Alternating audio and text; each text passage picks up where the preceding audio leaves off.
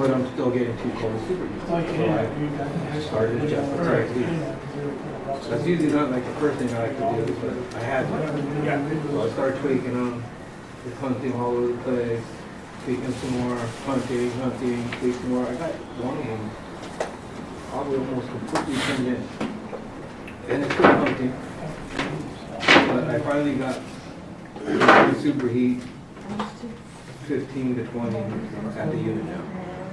Yeah. Suction pressure is Oh, yeah. tank because of my feet. And I told the area manager, yeah, get this thing Oh, going it was air. in there, it's fine. So he sent, I told one of the residents, sending our air balancing guy out to read the air. Yeah, because you're not getting. So they read the air, and this is what he told me. We're getting 16,000 CFM. He said it was a 40-cent unit, right? These are all over the house. Yeah. But the velocity has to be super high to Sure, get my that. house too, but usually it's Yeah. my. All right, well, Oh, that's what he said. Yeah. And I'm like, well, I'm still having a problem that I can't fix. Something's wrong. I don't think it's that. Patrice is That's like, what they read. yeah. All right, you are all set. Thank you. I cleaned up that, you know. That's important stuff, And there's man. like a whole I'm meter. not mad about that. Yeah. All right, my name is David Hernandez with the Dawson Company. July will be 30 years. Yeah. I'm executive vice president there. I used to call on you guys a long time ago. Where did Jeff go? He left. I'm in the Jim Oser days. Oh, Man on Salary, right? Those are Tawny. Those are, I know Lee from many years ago. Yeah. And obviously Steve. Yeah, so just to kind of go through this book a little bit. There's a thumb drive here. We have some project managers, but we have some service also. This is really kind of meant sort of for service, but I'm going to give you some tools. So when you go to a job site, you can troubleshoot a pump, you know what to look for, you can identify a pump, that kind of stuff. So anyways, this was kind of intended for a kind of more service. So on this thumb drive is all of our IOMs, and there's a purple page kind of in the middle. Is it purple? It has all the stuff that's on that thumb drive.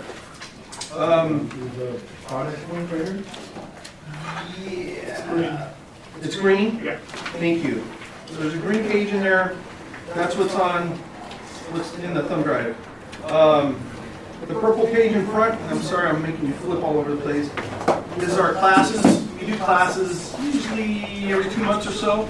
We have a 50-person training room. I don't know, have any of you guys ever been to our classes?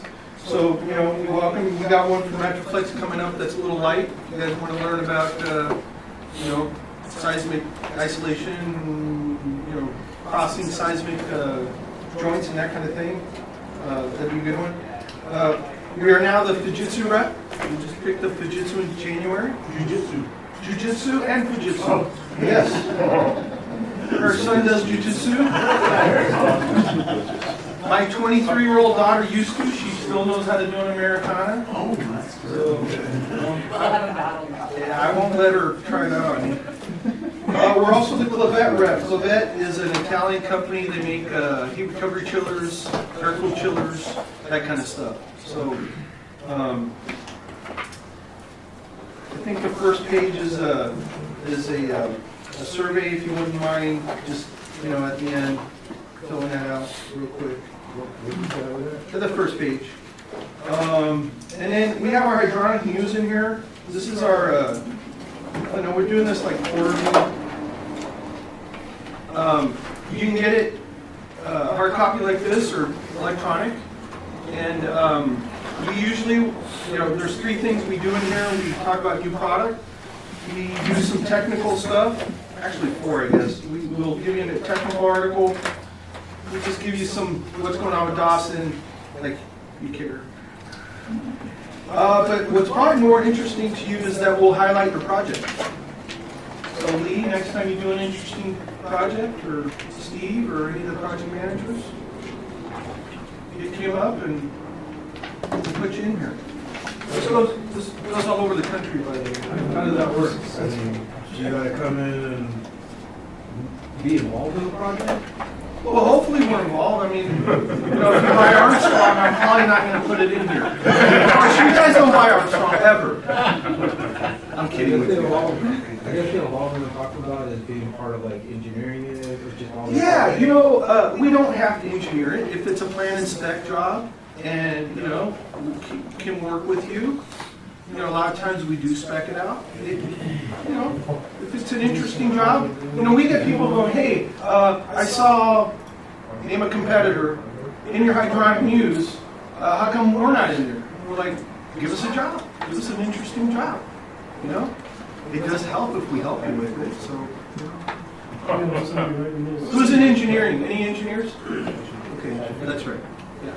Okay. Anyways. This isn't meant to be a sales pitch, but I thought I'd let you know. This thing here is like a train duculator for water. I'm not going to really cover on how to use it, but I can definitely go over it with you at some point if you like, or Kim can. We mainly use it to size pipe, but it does a few other things. And there's also an app. Yeah, there's an app on your phone, and the app actually has a site chart. I know you guys are using site charts. So why Dawson would have a site chart that's, I don't know. You put it in there, so it's all good. Okay, let's get started. I heard somebody say this is a 2-hour class. It's closer to 2.5. So I got to talk really fast. Okay? We put you at 1.5 speed. Yes, I'm like Google. You just, or YouTube. Just put me at 1.5. Wasn't that, a good, like, I asked our sales staff to watch a video, and the video is like 140 minutes. And like, I know that it's like cutting, it's like cutting your wrist to watch that video, right? So I said, speed it up to 1.5 times, man. You can still understand, and you'll get through it in half the time. Anyways, okay. Please don't let me just talk the whole time. I'm going to ask you lots of questions. My intent here is to give you information that is applicable, that you could use it, right? You go to a job site, you're in service, listen to me? Yes. You look like you're in service. Yes. So, I heard you talking about chiller stuff right now, so I'm going to give you some tools. I'm going to geek out a little bit. Hang in there with me for the engineers. They'll be like, oh yeah, I remember that. Right? I'm going to give you a couple of equations that if you remember them, as a service guy, you walk up to a boiler and it's short cycling or, delta T. You may know this already, but if I'm going to tell you, hey, remember this equation. It's a useful equation. Right? So just bear with me. Okay, let's get started. So, just talk a little bit about different kinds of pumps. I'm not going to spend a lot of time. Actually, we spent a lot of time. So I went over this presentation with Mike ahead of time, and he said, yeah, don't cover that as much, cover this more, right? So this was the part that he said, don't cover as much. So I spent 20 minutes on these first few slides. I gotta get going, man. I'm going to run out of time. Okay, just different types of pumps, right? Base mounted, right? It comes from the factory on a base. And suction, because the water comes in from the side, right? This is a horizontal split case pump. Inline pump, right? Here's an inline pump, but this is what we call a 3-piece circulator, right? One of the things we got hung up in the first class was on these 3-piece circulators. Some of these inline pumps, you cannot mount them vertical. I was just going to ask you if that was one of them. Which one? The one you put into the middle? This one? That's a horizontal mount only? That is a horizontal mount only. Okay? We call it a 3-piece circulator because it has a loop, has a bearing assembly, and it has a motor. 3 pieces. You see these a lot on copper fin tube boilers, right? Where you're showing it vertical. No, this one. No, Yeah. that's horizontal. What did I Horizontal say? to the shaft. Okay. You can only mount this type of pump With the with the motor in the 3 o'clock or 9 o'clock position. think I got that wrong the first time. I think I made it 6. We were thinking height orientation. Yeah. Not shaft No, orientation. the motor, right? The pump shaft has to be parallel to the floor. Now, if you have horizontal piping, you just remove the 4 bolts, turn it 90 degrees, put it back. You good? If the pipe, I'll talk about it in a minute. Give me a second. Give me a second. Vertical turbines, you guys ever do turbines on condensed water? There are some jobs out there. We've been selling a fair amount of turbines. Did you look at that what was that hospital over there, one?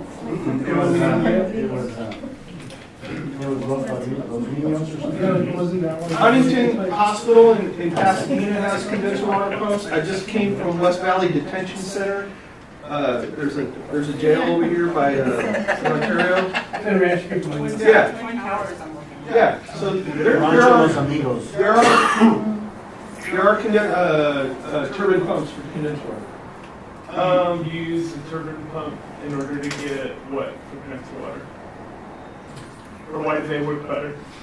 They have a basin. You put them in the basin and suck out. It's in the cooling tower basin? Or why? No. There's a pit. So you typically have your tower over here, and then there's a pit next to it. Yeah.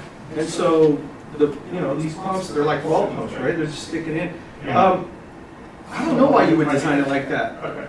Honestly, because if this pump has an issue, I basically got to go get a crane. If this has an issue, it's on the floor, right? I can take it apart.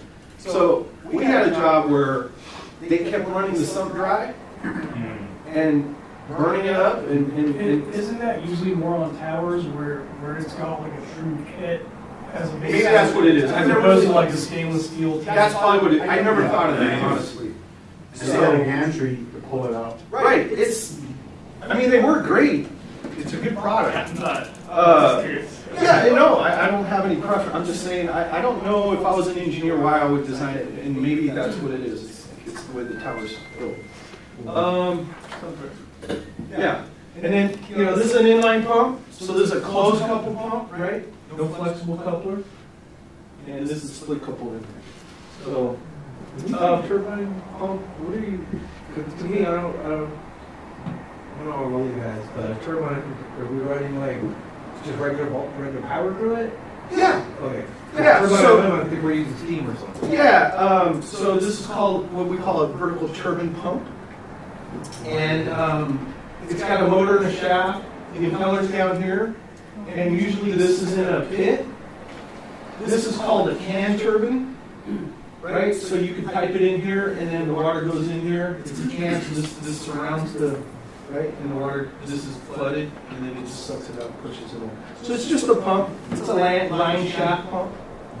I could dry some for a Corvette. Yeah, one of those. No, it's not engine driven. It's not using steam. It's not a power turbine. Yeah. I don't know why they call them turbines. Because, if I think of a turbine, I think of a steam turbine connected to a generator or I think it was a something. jet plane. So, I gotta think it's like in the last class, we got kind of hung up. Somebody asked a question about grout. Are you guys grouting your pumps, right? And so we kind of got stuck on that a little bit. So Mike asked me to make sure to cover that. So on a base mounted pump, the question was, do I have to grout the pump? And it depends on the type of pump, right? So your typical end suction pump, regardless of manufacturer, the O&M, they want you to grout the pump. Okay? Why do you have to grout the pump? Grouting the pump adds mass to the pump. Right? So for the engineers in here, free body diagram, remember that? Ooh, God, I brought that up. Right? What are you referring to about grouting the pump? Okay. Filling the void Yes. of the base with concrete? Yes. Exactly. Use a non-shrink grout, right? And so it adds mass. So when you install one of these pumps, you have to make sure that the base is in constant contact with the floor or whatever you're running on, right? You never want to float the pump on springs. Like you can't point load this base with 4 springs, right?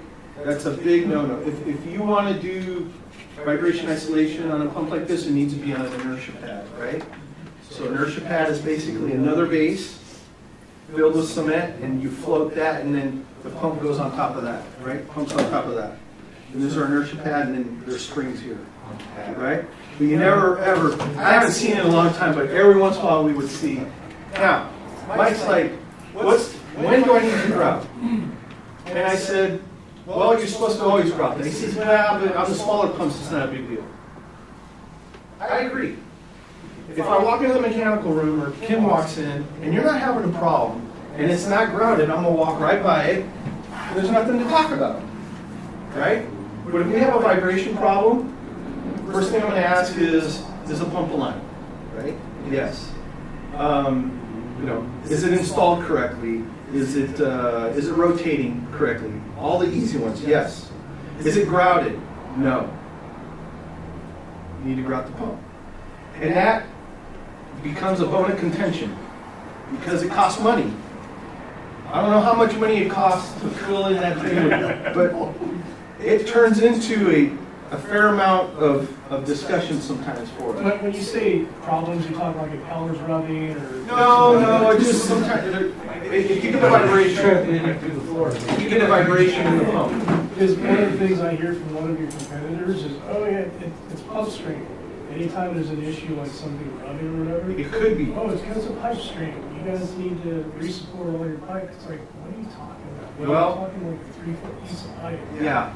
I'll give me a second. I'm going to talk about it. I'm glad you brought that up. So if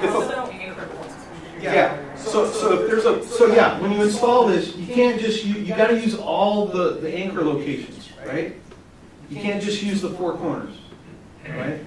So we don't grout a lot of pumps, right? So not like this.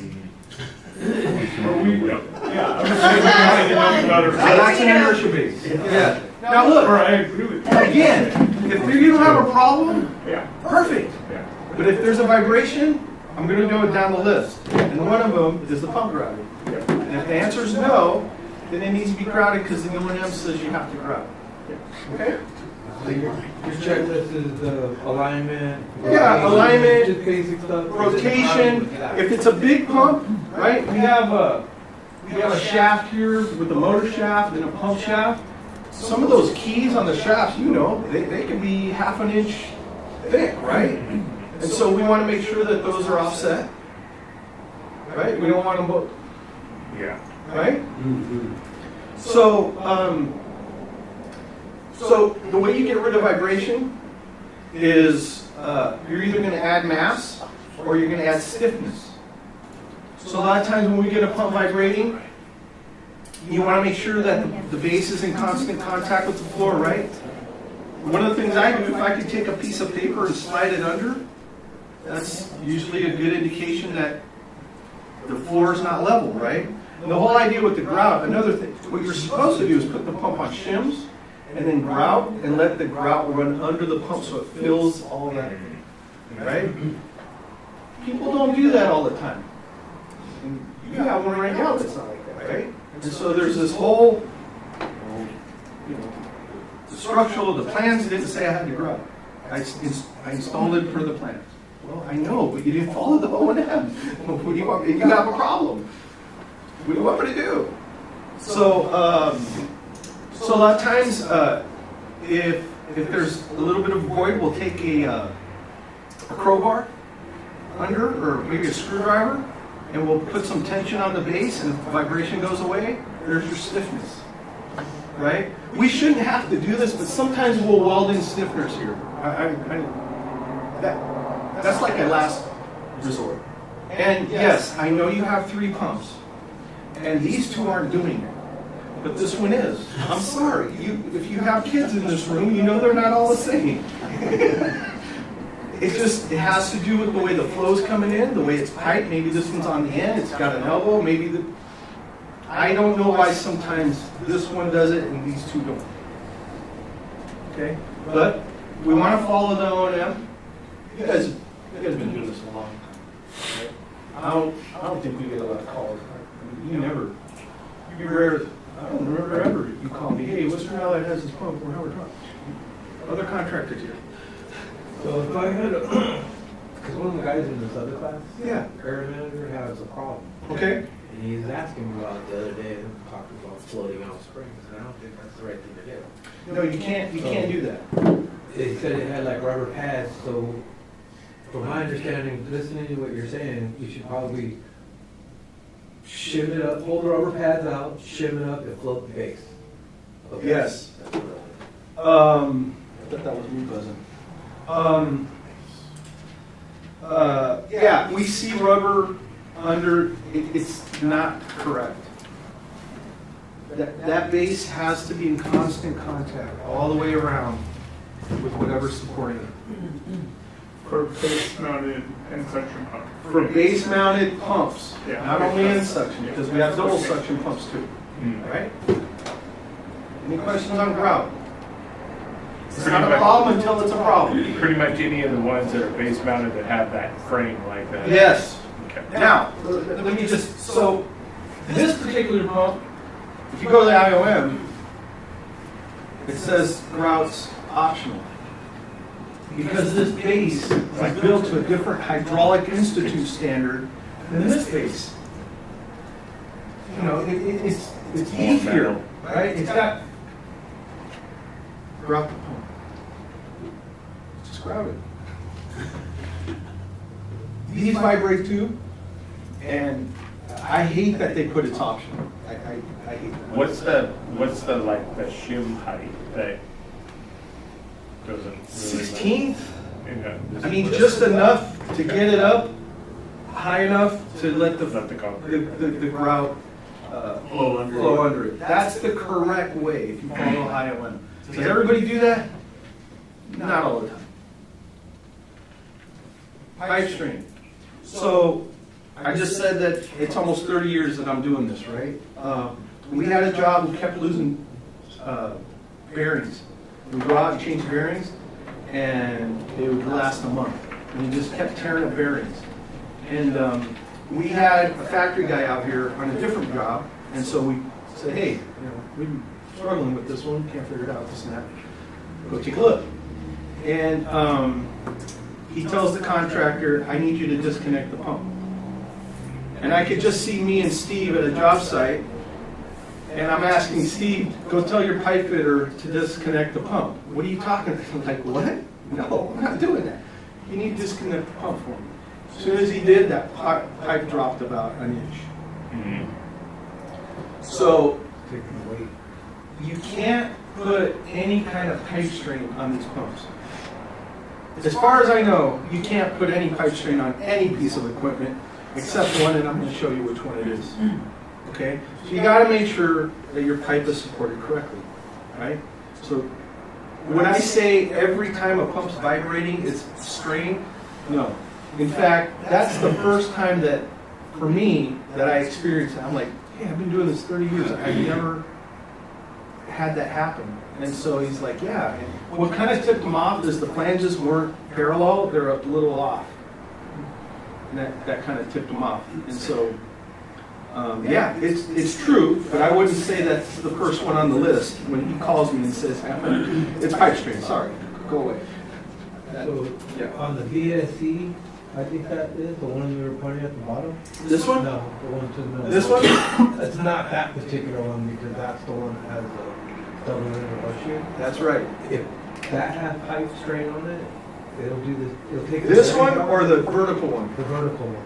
That's the only one you could put some load on. You didn't let me get to the slide. Sorry, because we know it's obviously. Which one is taking bearings out? Yeah. I'm going to show you a picture in a minute. No, not sorry. I'm glad you know about that pump. When he said VSC, I'm like, oh, we've been selling that stuff for a while. He knows. Okay. Any questions on grout? Read the IOM. Grout. I don't know how much more money it costs. You know, it does become this huge, you know, problem. You know, I'm like, I don't know. Anyways. Okay. It becomes a bigger issue after that. Yes. All right. To your 10th service. So last class, I make assumptions when I'm teaching, right? I just assume that you kind of know what pumps. So if you don't know anything, you got to say, hey, I don't know what you're talking about, right? Like, you got to tell me. So end suction pump, right? Here's your wet end, right? You have a coupler that couples the pump shaft to the motor shaft, right? Here's your base. Suction diffuser. Suction diffuser last class typically uses, if you don't have 5 pipe diameters of straight unobstructed pipe, you want to use a suction diffuser. It also has a strainer in there, and I didn't mention this last class either. It actually has 2 strainers, right? And that first strainer is the startup strainer, and after about the first week, you're supposed to pull that out because it's like super fine mesh, right? And then the regular one, I think it's like 1/16 of an inch or something. Well, those are big ones. Yeah. Now, they're not filters, right? It's meant to catch leaves, welding rods, gloves, Wrenches. you know, whatever else we find in our pumps, right? What's that? Wrenches. Yes. We find some crazy stuff. Okay. But, yeah, so this straightens the flow into the impeller, right? And it also acts as a strainer.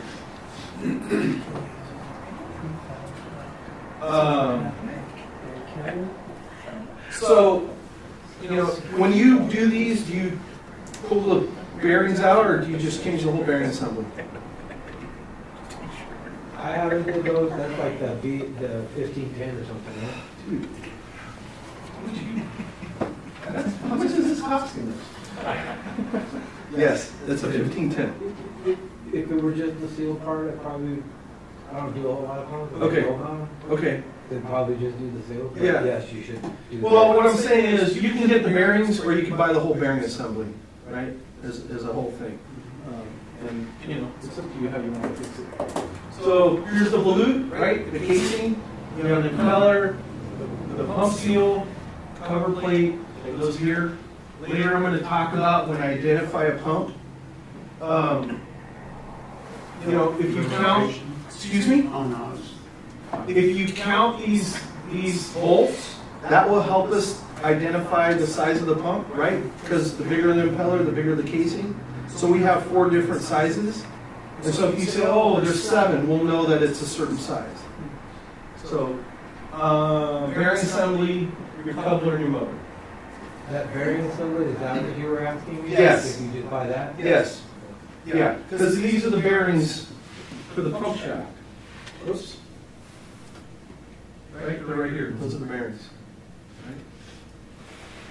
So if you lose these bearings, you can either replace them or just replace the whole thing. I don't think we'll stock the bearings. I don't think we stock the shaft. So if your shaft is beat up, you gotta move on. So there's going to be some slides in this that we didn't show the last class.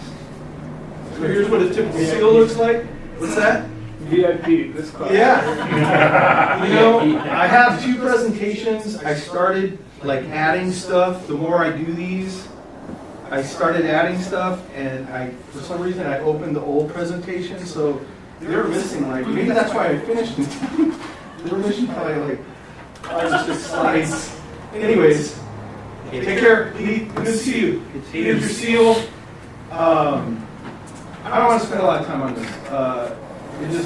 It has Is that a a graphite seal there on the left? yeah, so it has, there's a rotating element and a stationary element. And so standard seal is carbon ceramic Buna, right? So one element is carbon, right? The other one's made out of ceramic, and then there's an elastomer, and that's the Buna. It could be EPR, it could be Viton, and then the seal faces could be different materials, right? But on our 1510, the standard is a carbon ceramic.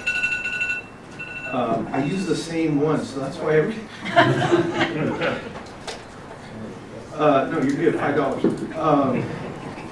We used to, in our sales meetings, if your phone went off, we used to charge $5, and then at the end of the year, it doesn't work anymore because people know, and so we get like $5. Yeah. You can't even buy a gallon of gas almost.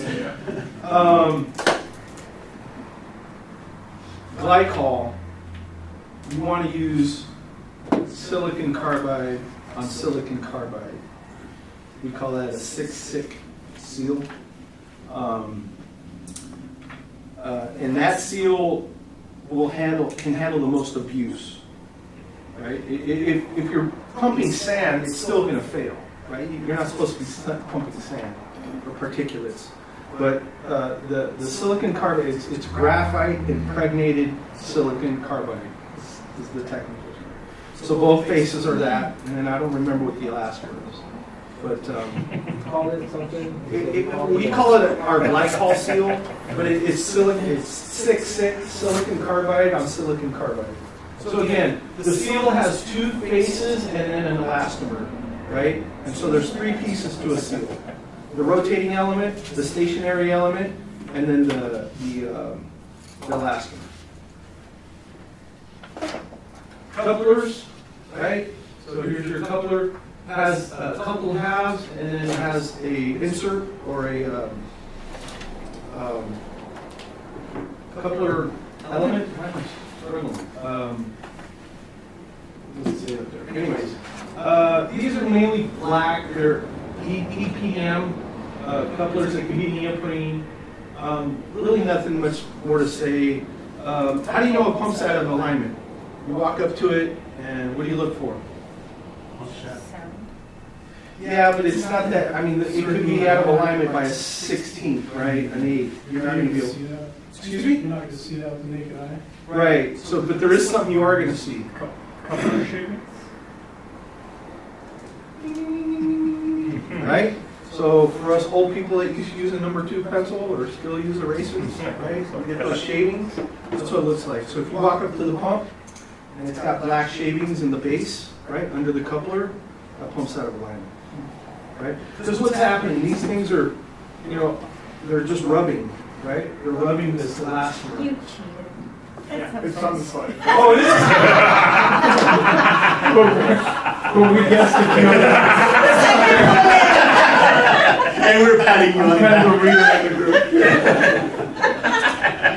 What's funny is I present this, but I haven't read these slides in a long time. He knows how to read! He's the only one. Hey, I'm glad we're having fun. Your color? Public school. So now you're going to read every single slide, right? The color, we're showing a brass one, but DOE has some efficiency requirements, I don't know, 5 years ago, maybe a little bit more, and everybody pretty much went to stainless. We do get sometimes our pumps where the impeller is hanging up at startup, and it's because those tolerances are so tight. So every once in a while we'll have to pull the impeller out and just take it on a lathe and just take a little hair off the part that sits in the pump. That does happen sometimes. It never used to happen with the brass impellers. Just the stainless, that's how they got more efficiency. They had to make the tolerances higher. That's one of the things they did. Yeah. So back to the 3-piece circulator, right? So can't really see. What I was going to tell you is there's 4 bolts here: 1, 2, 3, and 4. So if you want a horizontal arrangement on the piping, you just remove this, rotate the volute, and then screw it back in. That's what I was trying to explain. So on this one, same thing. Just take it around and then rotate it and then put it back. But these always have to be in the horizontal position. If you're not sure, just check the O&M. Because there are pumps that are allowed. See, I added all this. So this is in the O&M. 3-piece circulator, right? And some others. Usually these are the smaller ones. Where you're going to see this most, copper fin tube boiler, right? Primary pump. Magnetic pumps, ECM, electronically commutated motor, right? So that's a magnetic motor, right? Smart pump. So magnets. Your pipe is made out of copper or or iron, magnets and iron don't mix, or maybe they do. Where do you think all that iron ends up? In the pump. So if you have one of these pumps on an older system, really highly recommend that you have a magnetic filter. There's a lot of different presentation, right? Or you can use a nice strainer. Yeah, you want some kind of magnetic something to pick up that iron, right? So we handle a company boiler mag. This is literally what you do. You just pull this thing out and it has all the iron. You clean that out, push it back in, and put it back. So you recommend that if we're using an ECM? Yes. Yes. So a fluid lubricated. Yeah. Okay. So It could be ECM and not interact with the fluid. well, I just want to make the distinction. So Bell & Gossett just came out with this motor, okay? It's an ECM motor. I'm trying to find a good picture of it. But this is an ECM motor, okay? So you don't need to drive on the wall anymore, right? You give this your 0 to 10 or 4 to 20, you know, your remote, start, stop, whatever, and so this is an ECM motor, but the water's not going through that motor, obviously, because these are base-mounted pumps. It does go on an inline pump, but it doesn't go. So we call this a wet rotor. So the water's going through that pump and lubricating it and cooling it down. So only on wet rotor. That's not commonly. You're saying that's a new product that's starting to get used more, or what's the application? Yeah, so these are used. These have been out probably 5-6 years, and yeah, they're used all the time. They're not. I wouldn't call them new anymore. Okay. The competition has them. Yeah. Just my point again. I'm trying to give you little nuggets. Yeah. If you have an older system and you're just changing out the pumps and you use an ECM wet rotor pump, you better think about putting some type of magnetic something. So we have Metroflex makes their LPD strainer, and then that has a rod in it that you can get. You could use, like I showed, the boiler mag. Some of the air separators now have magnets in them. You want something to pick up that loose iron. Okay, so these are close coupled inline pumps. These can be mounted with the motor vertical. Okay? How do I know which is which? Well, I know because I've been selling these stuff for a long time. Right? Excuse me? So the design of the bulb was different. It is, because this is a direct drive pump. The impeller's mounted directly onto the motor shaft. There's no coupler here. But I could also go back to this and say, this is a direct drive pump. But this cannot be mounted. The motor bearings are not designed to take that vertical load. Okay? So if you're not sure, check the IOM. I think I'm out there. I was thinking of drink off. Like, Oh, my ears. because they have a pump like that, Like which one? kind of like that, lubricated. Uh-huh. Okay. And I've seen it vertically mounted work. Well, these are little pumps. First of all, these are little pumps. Yeah. And if you did, it probably isn't going to last long. That's what that was something to go change it. So, okay, your pump's vibrating. Did you align it? Did you do this? Did you grout it? Right? Hey, my inline pump just failed. Da, da, da, da. Did you mount it vertical? Like, there's certain questions we're going to ask, right? And the other thing that you don't want to do is a lot of times people will try to support this on the end. Let it hang. Support it from the piping. Because if you put something here, you're going to cock. It doesn't look like it, but like on this kind of pump, there's a resilient mount on the motor and the rubber mounts, and you will cock the shaft. And so then you'll lose your coupler. So let it just support it from the piping. Yeah, you guys are getting a lot more out of me than the first one. Which means I'm probably gonna run out of time. So I gotta keep talking. Keep going. All right, inline pumps. So these are the bigger pumps, but we're moving away from the 3-piece circulator on the boilers, and we're starting to move more towards these pumps, this type of pump. Split coupled inline. So this now has a coupler that couples the motor shaft to the pump shaft, or the pump shaft. I'm sorry. I thought you were going to say the roof. Yeah. Well, the rotating element, right? Okay. Yeah. You know, Armstrong loves this pump. It's the only pump that's out there that you should use, and we sell it too. But do you always use the same adjustable crescent wrench for every single job you do? No, you have different tools, right? So it irks me when people say, "Oh, this is the best thing, and you only should use this." No. Sometimes yes, and sometimes no. All right, and I'm not going to spend a lot of time in suction, right? Flex coupled. We talked about the base.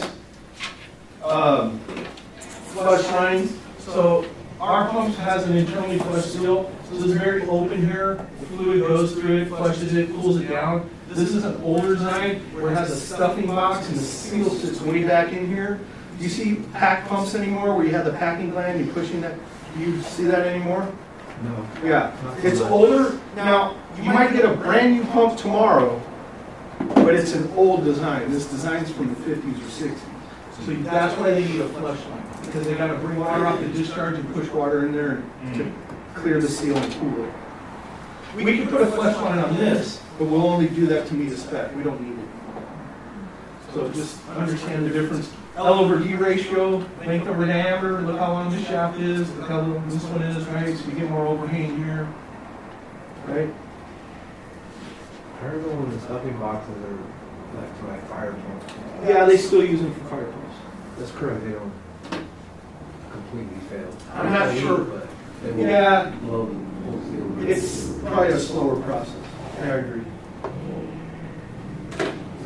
The shaft, the longer shaft, is that like where wings? Yeah, right, that's a great point. Because Like with the new style? So, We'll see where wings on we the don't back. use wear rings on our 1510 You because can, but it's just gonna. we don't get that deflection, right? And so we can put them in there if the spec calls for it, but it's a waste of money. You never, I don't know of ever that we've replaced a wear ring on a pump. So yeah, you're right, that's a great point. If we had that bearings, it'd probably take out the wear ring. Yeah, for sure. You want to use a pump that has feet, right? Support on the end, right? You can tell this is a pack pump.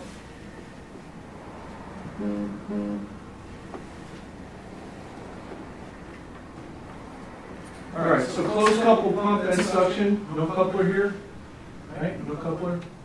So this one does not have a foot, so the pipe strains even, you gotta be careful here, making sure you're supporting your piping correctly.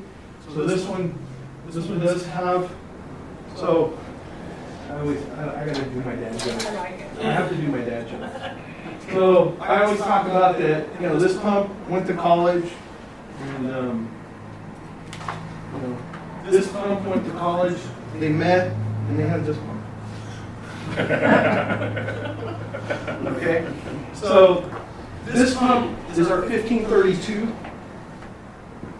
So literally, it's this volute in a closed coupled application. Come on, buddy. Right? So this is nice because when you install this, you got to change the seal out. The pump's locked in, right? The pipe comes in, the pump's locked in. To change the seal, here's the seal. You gotta break the pump here and pull this back. Well, if you have studs, how are you going to do that? You're not. You're going to cut the studs. So this is nice because you can slide it back. It's on the base. Now, what I used to do, Kim, is up to 5 horsepower, I used to ask my contractor, hey, do you want me to get your motor saddle for that smaller 10? I never had an issue doing it. So on the smaller pumps, you could do that. And, I don't know. I mean, I had to change the seal on a pump like that one time, and I walked up to it, and I got a hacksaw, and I just cut the cut the studs off, and then when I left, it didn't leak, but they were cut. So what do I do? Yeah, well, yeah, it was on the floor. That was about 5 years ago. I think I'm okay. Maybe it's still running. You think I'm okay? Yeah. Okay, no suction pump. So these are bigger pumps. The water goes into the pump, it gets split here, it goes into the impeller from both sides. Double suction, which means now I have 2 seals and I have 2 sets of bearings. Okay, this is meant for larger, higher flows. Right around 2,500 gallons a minute. You know, you're starting to really push the end suction. So these are larger horizontal split case because you're splitting the case in a horizontal, and then vertical split. I was so impressed that you knew that, right?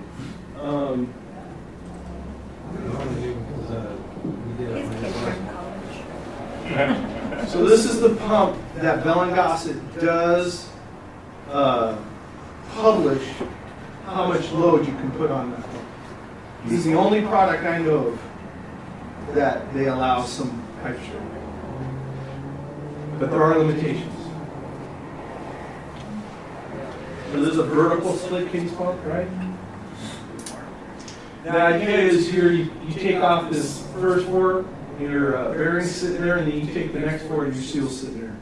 So the idea is that you're not taking that casing off, because that casing is super heavy. This is no fun to take off.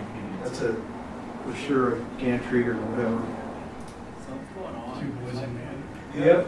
Multi-stage. So this is a vertical pump, inline, and it's multi-stage. So each one of these impellers is like having a pump in series.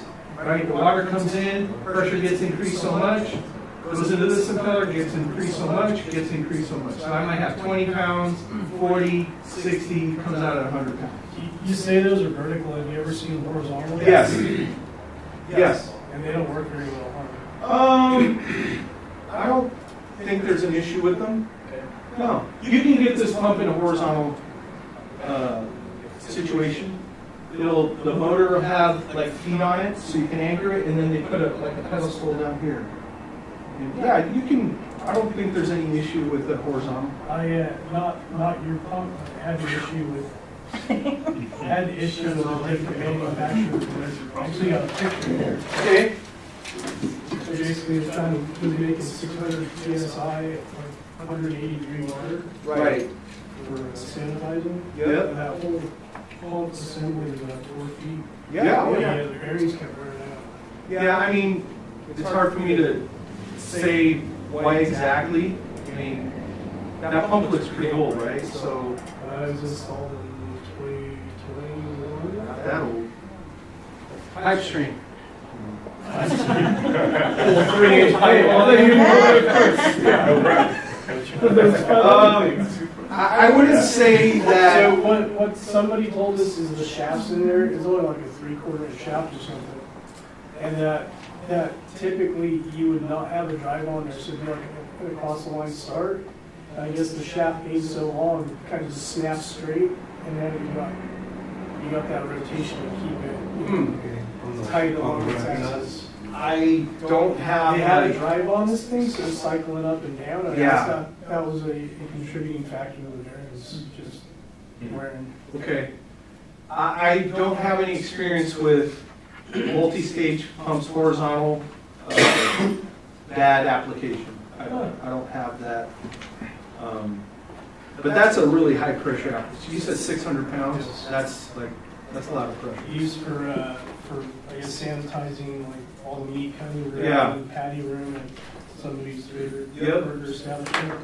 Anytime you need high pressure, you're going to use a multi-stage pump. So these are used for pressure boosting and then like boiler feed, right? So for a steam boiler, high pressure, 100-pound steam, 150-pound steam, got to overcome that pressure. So you would use a multi-stage. Yeah. Maybe I have 450 psi. Oh, you can get a tremendous amount of pressure. But I have problem with the suction pressure. I get cavitation. You should have called me. We use this design a ton.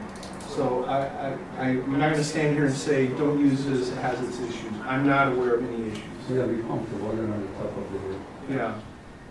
But pressure booster packages, this is what everybody's using. Where is the pump located?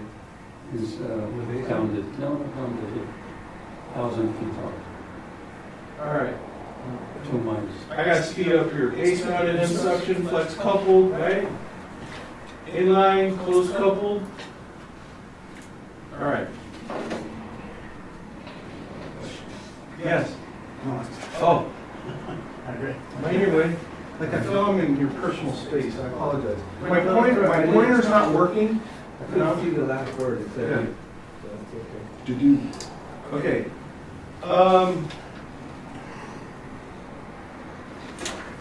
Pressure differential, delta P, big movement. Yes. We don't need to talk about this. Let's move on to the next section. I moved forward in the last class. I'm not going to do that on this one. Okay. It doesn't push the flow, right? It induces flow by creating a differential pressure. Thank you. Yes. Right? So, how does it work? So, you got a can, stick, have holes, pour water in there, the water's just going to dribble out, right?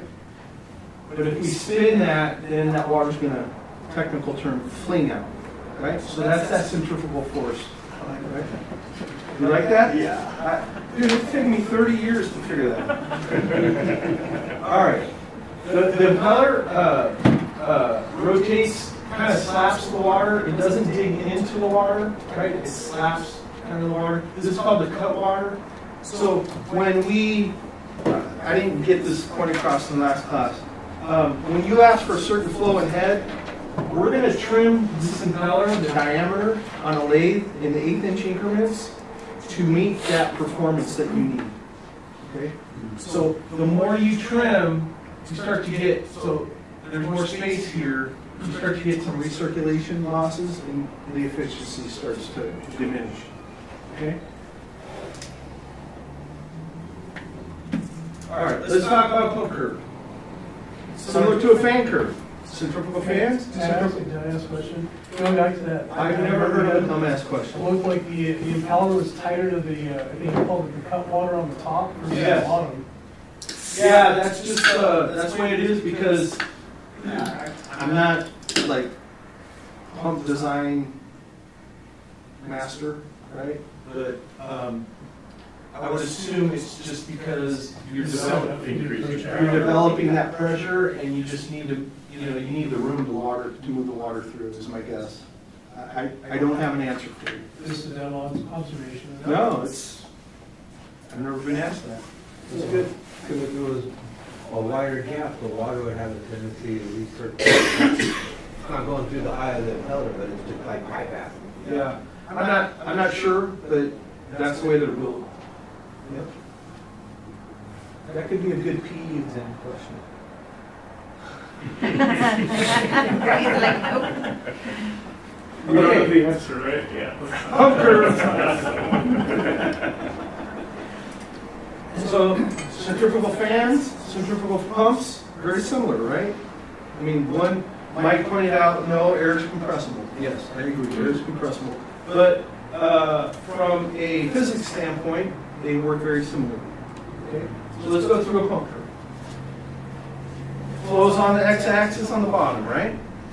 Heads on the y-axis, vertical, right? Here's our impeller diameters, right? So this pump, max impeller, comes from the factory 9.5 inches. We can trim as low as 7 inches in 1/8 inch increments, right? Brake horsepower lines are these dash ones coming in at an angle. And then we have our oak tree efficiency lines, right? So you can see that, excuse me, for example, this is like max efficiency, call this 80%. If I trim that, I can get down to 74%. Right? So there's that recirculation loss. And then we have MPSH. Oh my God, MPSH. What's that? I had a bad experience. Say it again. I hate that. You won't hate it after this class. When you have a cooling tower located at or possibly about that far below your pump, so Yeah. Yeah, it becomes a problem. I'm not afraid. Come with you. Did you guys see the piping on this thing? Did I say something? Have you heard of something they call vacuum Kim, breaker for that? have you ever heard of a vacuum breaker on a condenser water pump? What? You have? Because that was a situation. You guys don't need me, I'm leaving. Don't go. I thought about a month, 2 months ago, maybe. We're gonna talk about that, okay? I'm so glad. I love this. Honestly, guys, I love this part of my job. It's the managing herding cats that. Why are you putting on your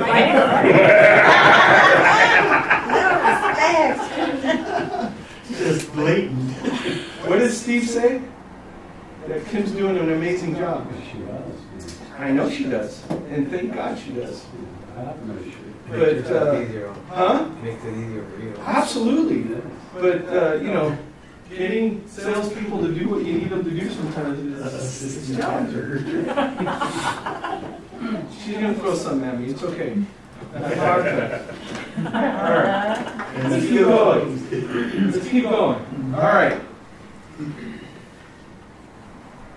Flow rates in GPM, total dynamic head, usually in feet, right? That's the pressure.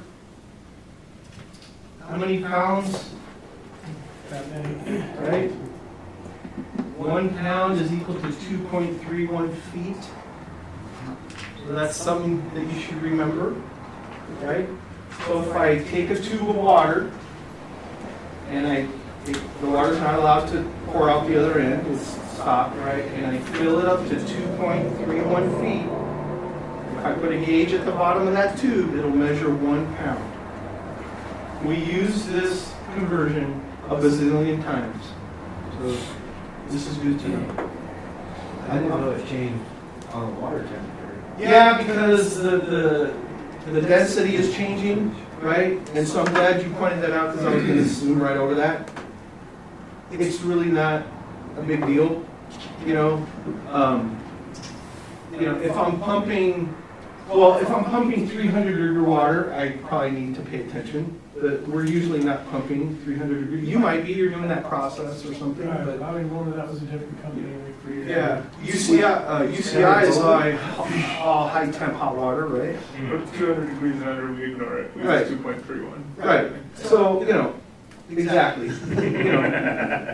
No, it's true. I mean, That's an assumption. no, that's what's nice about HVAC world, right? There's so much flexibility and things we don't have to worry about. If we were Elon, we would have to worry about it, right? But look, if your hot water is 178 and not 180, the person in the room is probably still comfortable, right? And that's what's nice about what we do for a living, is that it's forgiving, right? So, all right. We call this the magic equation. There's another equation that I strongly urge you and encourage you to know, right? So BTUs per hour equals GPM times delta T times 500 times the specific gravity. Specific gravity, for all intents and purposes, for what we do is 1. We don't really have to worry about it. But I get engineers in the class, and if I don't put that up there, they call me out. Right? Mike was sitting here and he said, well, unless you have glycol, which is true to a point. It's going to be like 1 point, whatever. Depends on the percentage you buy. Exactly. It's not, unless it's like 100% glycol, or unless it's oil. If you're pumping oil, that's much more viscous, right? So we have to take it into account. But for when we do hot water, chill water, this equation works perfectly.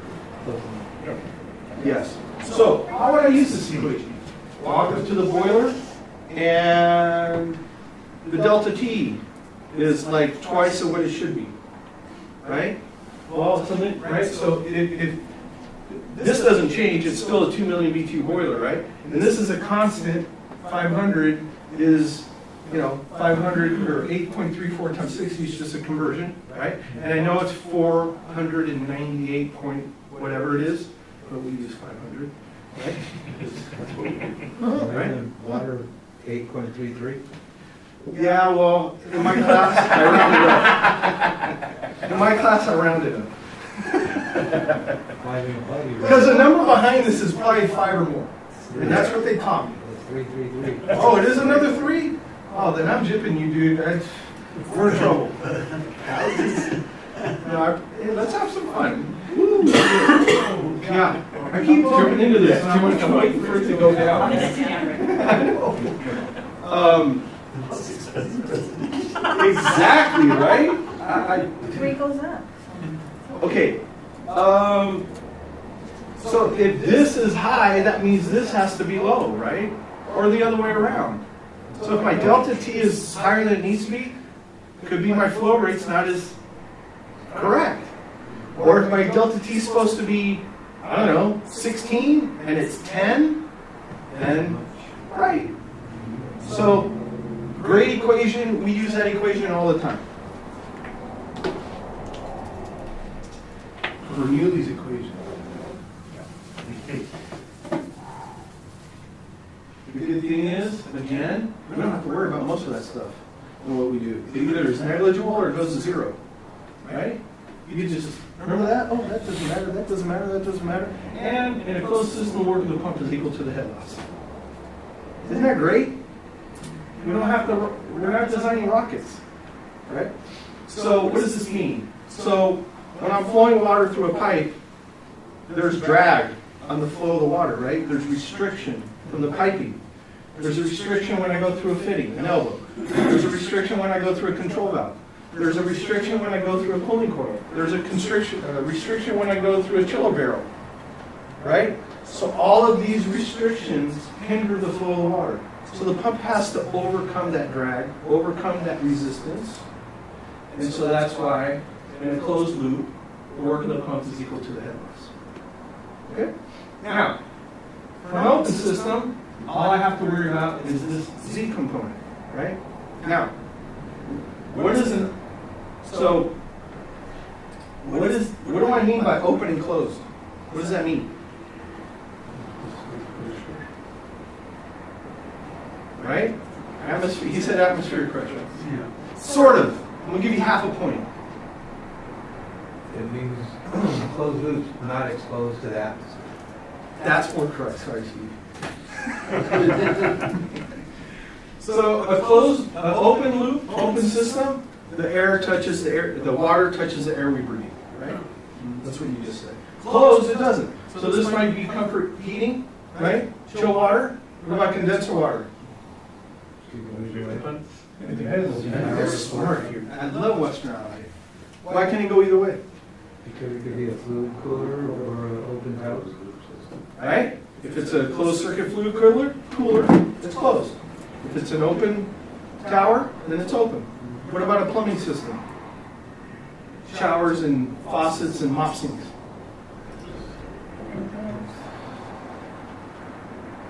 I don't know if one of those ones is right. We don't do plumbing. Who says it's closed? I'll remove you.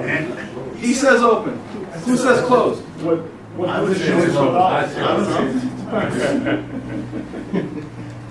Yes. If there's no use, it's a closed loop. If you open the faucet, the shower, it's an open loop. So when I know you're not plumbing, but when we calculate, You only chlorinate the piping, you don't chlorinate the water going down to the drain. but I'm not. Okay.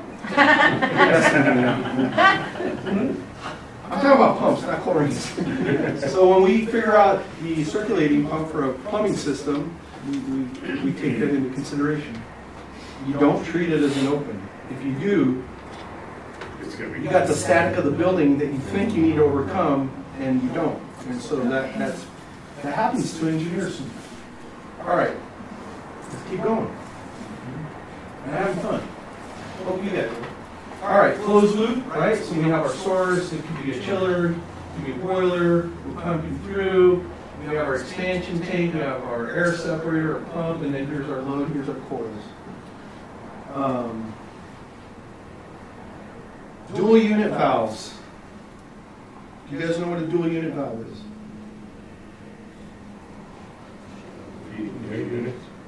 Depends on what it actually is. It's cheap. Oh, we have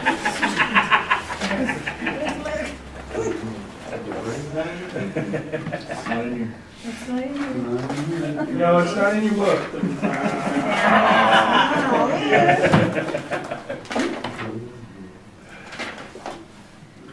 I wish I could see. Glasses. Dual, what kind Where are of? you? We call it a dual unit valve. I'm doing a 1.5. I'm good. I'm good.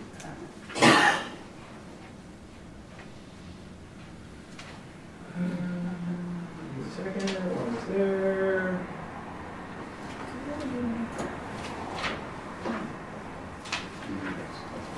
Perfect. They don't have a picture of one. Did you guys sell so many of them, or what? Yeah. I can't believe they don't have a picture. Now we got some dual unit valve. Oh, it's on Google. It looks like this. You got a picture of it? It's 1119. Oh, yeah. PRV combination. Dual unit. Combination valve. It's a PRV. You use those? Yeah. Well, is That it? sounds cool. And that's what it says here. Is it a pressure reducing valve or is it a pressure relief valve? Oh, Pressure reducing. They need to update this. Do you use those on hot water? Do they ever leak? Yeah, they have. It's the seal inside, or I don't have a But that's picture. usually because of the expansion tank. It's slow to release.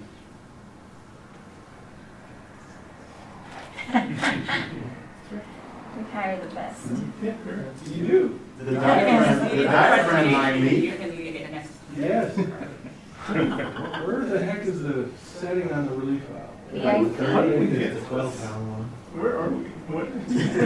Why did we start talking about? Because this isn't in the presentation, but this is something we see. In the I closed feel like piping system. is useful to you. Oh, okay. So, Most definitely. would you ever put a 10 amp fuse and a 20 amp fuse in series in an electrical circuit? Why not? You blow one. It'll blow the 10 amp. Yeah. So what's the relief valve on a boiler typically? It's not overload the boiler. Pressure. It's $160. This ain't good. Wow. Rich? Better go to the beach. Dang. Why did you do that? Oh, sweet. I'm an IT guy in the pocket. It's his computer. There. Why would you put, what'd you say? What was the relief valve on a boiler? Typically 50 to 60 pounds. So why would you put a 30-pound relief valve in series with the 50 or 60 pound relief valve? You want me to answer all these? Because you're not putting the relief valve on the hot side, that's just makeup water? And that the, I don't know why it's doing that. That's the screensaver time.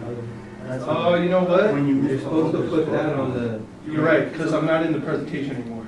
you're supposed to put that in the point of no pressure change. That's right. Which you put on the inlet of the pump somewhere, But along with your expansion tank. Give that man a hat. Oh. Oh. Astonishing. don't do it. Oh, man. You don't need two relief valves in the same system. Not those ones. It causes, we always get this valve leaking because it's overpressurized. Okay, it's not from the valve though. It's the system problem. Yes, but there's no reason to have two relief valves in the same system at different pressures. It doesn't make any sense to do that. It doesn't make any sense. No, off themselves? No, That's how we always do it. that's wrong. That's, I'm wrong, or this is wrong? Well, I get your statement. Okay? I know what you're saying, that the fill valve is on the suction side of the pump, Yeah. right? But it depends on where your relief valve is. What if it's a chill water loop? So let's talk about chill water loop, right? So we typically pump through chillers. So if that, all I'm saying is, Either way, but. it depends, well, you usually pump out of, you want the pump at the hottest point in the system. So that's on the outside of the pump, on the discharge of the boiler, or you want it on the inlet of the chiller. And the reason you want it on the hottest point in the system is that's where air comes out easiest out of solution. So, That's for air separation. That's not for relief. right, but my point is that there's no reason to have two different size relief valves. If they're both on the suction side of the pump, it's gonna cause you problems. If your expansion tank is sized for 50-pound, okay, so how do you size a tank, right? You size a tank based on your temperature, max pressure, right? About volume. And volume, that's correct, and your fill valve. Those are all the things that you size an expansion tank. So if you've used 50 pounds to size your expansion tank, the volume of that tank is going to be based on 50 pounds. But now if I introduce a 30-pound relief valve, that relief valve is going to be too small. The tank's going to be too small. I think it depends on where the expansion tank is in relationship to your makeup water. That's exactly right, but it should always be on the suction side of the pump and close together.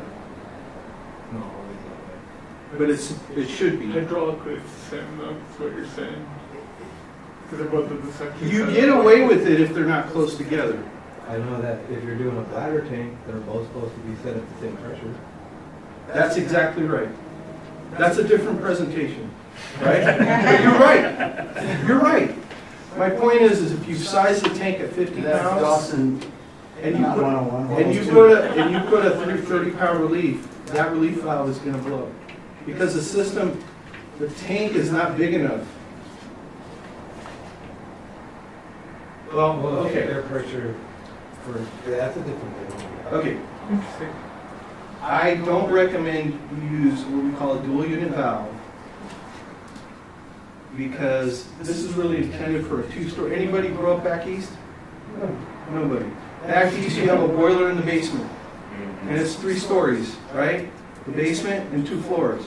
And so you get a 12-pound fill valve, and a 30-pound relief valve works perfectly for that little boiler down there in the basement. That's what this is really intended for, right? So you can use them. All I'm saying is, a lot of the times that relief valve opens because it's met its limit, and the system's designed for higher pressure. So I've always told people take that relief out, and the problem goes away. That's all I'm saying. If it works for you and you don't have any issues, God bless you, go for it, right? But I wouldn't put a 10-amp fuse and a 20-amp fuse in the same electrical circuit. I'm not having a problem at one of the buildings that I could relate to what you're saying. Okay. Yeah. Although everything's on the roof, Yeah. so it shouldn't be doing that, but it is. I think the expansion tank has a leak, some pressure. Okay, good. Appreciate you. You're smart. It's good. You've been around a while. You have wisdom. Okay. You need to impart that wisdom. All right, let's try to get back to this. Yeah, we get that question. I used to get that question twice a year. Hey, your relief valve is a piece of junk. It's leaking. But you are right though, about the relief. I wouldn't put that on a 10-story building if my pump's in the basement. I wouldn't have a relief valve at all. So is this something that's commonly done? People buy those dual units like hotcakes. Yeah, that's what I thought. Or we don't show, or I'm looking at some of the drawings, we don't show that relief valve. But whenever I think of a PRV, I think of the spitting water and having a relief. So, Just use the fill valve by itself, yeah, a pressure reducing valve, yeah. right? I don't see it, if you have a relief valve on the boiler, And you get two to do it. Doesn't make sense to have them at different pressures. And you're right, usually it's 50 to 75 pound on the board. All I know is, every time that happens on a brand new job, did you buy a dual unit? Yes. Okay, can you please just remove the relief valve portion of it, and then I never get a call back. Okay, that has nothing to do with pumps, but it's a problem we see out there in UNW. And you're gonna change your detail now, or I don't know. You're gonna- No, our detail's right. I just associate PRVs with spitting up water. Yeah. Which I'm thinking of that Okay. piece, yeah. So I try not to use PRV because it could be a relief valve or it could be a reducing valve, right? So just, okay, let's move on because it's Friday and, all right, here's that Z component. So here's an open cooling tower. So the pump has to, if the pump's off, right, no check valve. Let's just say no check valve and I turn everything off. This water is going to run back here, it's going to overflow the tower, but the water is going to seek its own level, right? Manometer, right? So now the pump has to do extra work to get the water up to this point up here, right? And so that's that Z component in an open system. So you have the restriction, right, from the piping and the coils and the elbows, but now you have this static head that you have to overcome, right? So that's what's going on. All right. Here's another great, so this 3960 in this equation is just another conversion, right? That's the conversion. And so here's another great equation that I like to use. It's super useful, right? Brake horsepower is equal to GPM times head. I'm going to say that's 1 3960 divided by efficiency. Okay, so the example I gave in last class, and what should the efficiency be? Well, it's whatever the pump efficiency is. Now, if you don't have the curve, smaller pumps are usually less efficient, larger pumps are more efficient. What's a large pump, what's small? Small pump, I'd say, I don't know, less than 5 horsepower, right? You could probably assume 50, 55% efficient, right, the efficiency. A large pump, 75 horsepower, is going to be in the 80s. So if you pick 60 or something, should be good enough for this exercise, right? So the example, I'm sorry? No, go ahead. I was gonna ask you to back the slide up one. Sure, I can. But I didn't wanna- Can we get these slides from you? Or do we Yeah, have well, them? they're in here. So all those- Absolutely. all those slides are- Or I might already have them, I don't know. Well, they're there, but- We can give You know, these I don't slides. know. I don't think she put some, I don't like to give the PowerPoint out. I like to convert it to PDF. That's fine. You know, because I don't want people to change it. And you could change PDF, I get it. I didn't realize for efficiency and also power factor, a little bit more scientific. Yeah, Yeah. but for what I'm trying, the point I'm trying to make, it doesn't have to be that exact. So I went, oh, you just want the conversion? Yeah, I just wanted to. So I would spend a lot of time on this because this doesn't include the efficiency. So this is like ideal horsepower, never real and ideal and okay, so that's why I go to this. So assume some efficiency, or look it up, right? But 60% is 0.8 for big, 0.6 for small, typically. Or 50, like you said. okay. Pick something. And then round it up. to My point is, hey Kim, Power factor. I need a pump to do 200 gallons a minute at 50 feet ahead, or 100 gallons a minute at 50 feet ahead. It's 20 horsepower. And Kim's going to go 20 horsepower. And yeah, 20 horsepower. And she's, are you sure it's not 2 horsepower? And so what this is useful for is this gives you an idea what the horsepower should be, right? If you know you're flowing head, and I just made those numbers up, but you can check me if you want. I don't know. Oh, it was right? Yeah. For 250? Yeah, it's like 2 horsepower. I'm going to Vegas. I'm going to Vegas. Or if you're putting together a mechanical design and need to get stuff to electrical. Exactly. So, Yeah, that's. like, And put a little bit more on. Yeah. Because, yeah. so again, this class is mainly for service, right? Yeah. But yes, absolutely. When we're teaching this to engineers, that's what we tell them. your electrical guy, the electrical guy should know this, right? Or whatever, but this is another great equation that, if you remember, it just, look, if it doesn't make sense, it allows you to check it real quick, right? So she knows that's not gonna be 20 horsepower. That's way too much, right? That's why she's. Okay, MPSH. Favorite topic. He loses sleep at night, but he doesn't have any gray hair yet, so that's good. Not like me. All right, MPSH. There's two things, two types of MPSH. Net positive suction head, okay? Net positive suction head required. What does that mean? The suction of the pump requires positive pressure, okay? So it doesn't cavitate, all right? I'll explain what cavitation is, all right? So MPSH required is a characteristic of the pump. You get that from the pump manufacturer. They test the pump and they, remember that curve? And I didn't point something out, and I'll have to point it out. That's a different point. But, okay, so required by the pump. Available is what the system has, right? Available. How much positive pressure can the system provide to the pump? I don't know your name. David. I'm David. We got the David factor here.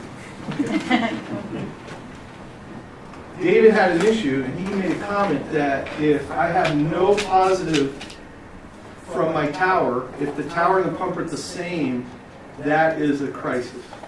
Like, I have to raise the tower, I got to lower the pump. Right? We're going to talk about that. Can you write a check valve to keep some water behind the pumps?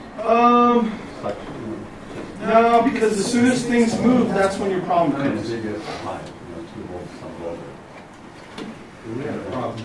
We had a problem when, if you don't have system was, like you were saying, more heating, the pump was a little lower, but really, it had a check valve. What was happening is the overhead piping was draining into the tower, kind of like opposite of what you said before. Okay. And then on startup, because it was across the line start, to drop the level too low and start Yeah. slowly. Vortexing. Yeah. I think the automated valve will put it on the drive. Did they? They just try to read the tower level. Oh, through the Through the flow. sump. That they're actually raising the tower. They built new supports. All right. Required by the pump, available from the system. Okay? Let's help Dave out here. I already talked about this. Minimum pressure required at the pump suction to prevent cavitation. Okay? That's required. All right, so here is our MPSH curve.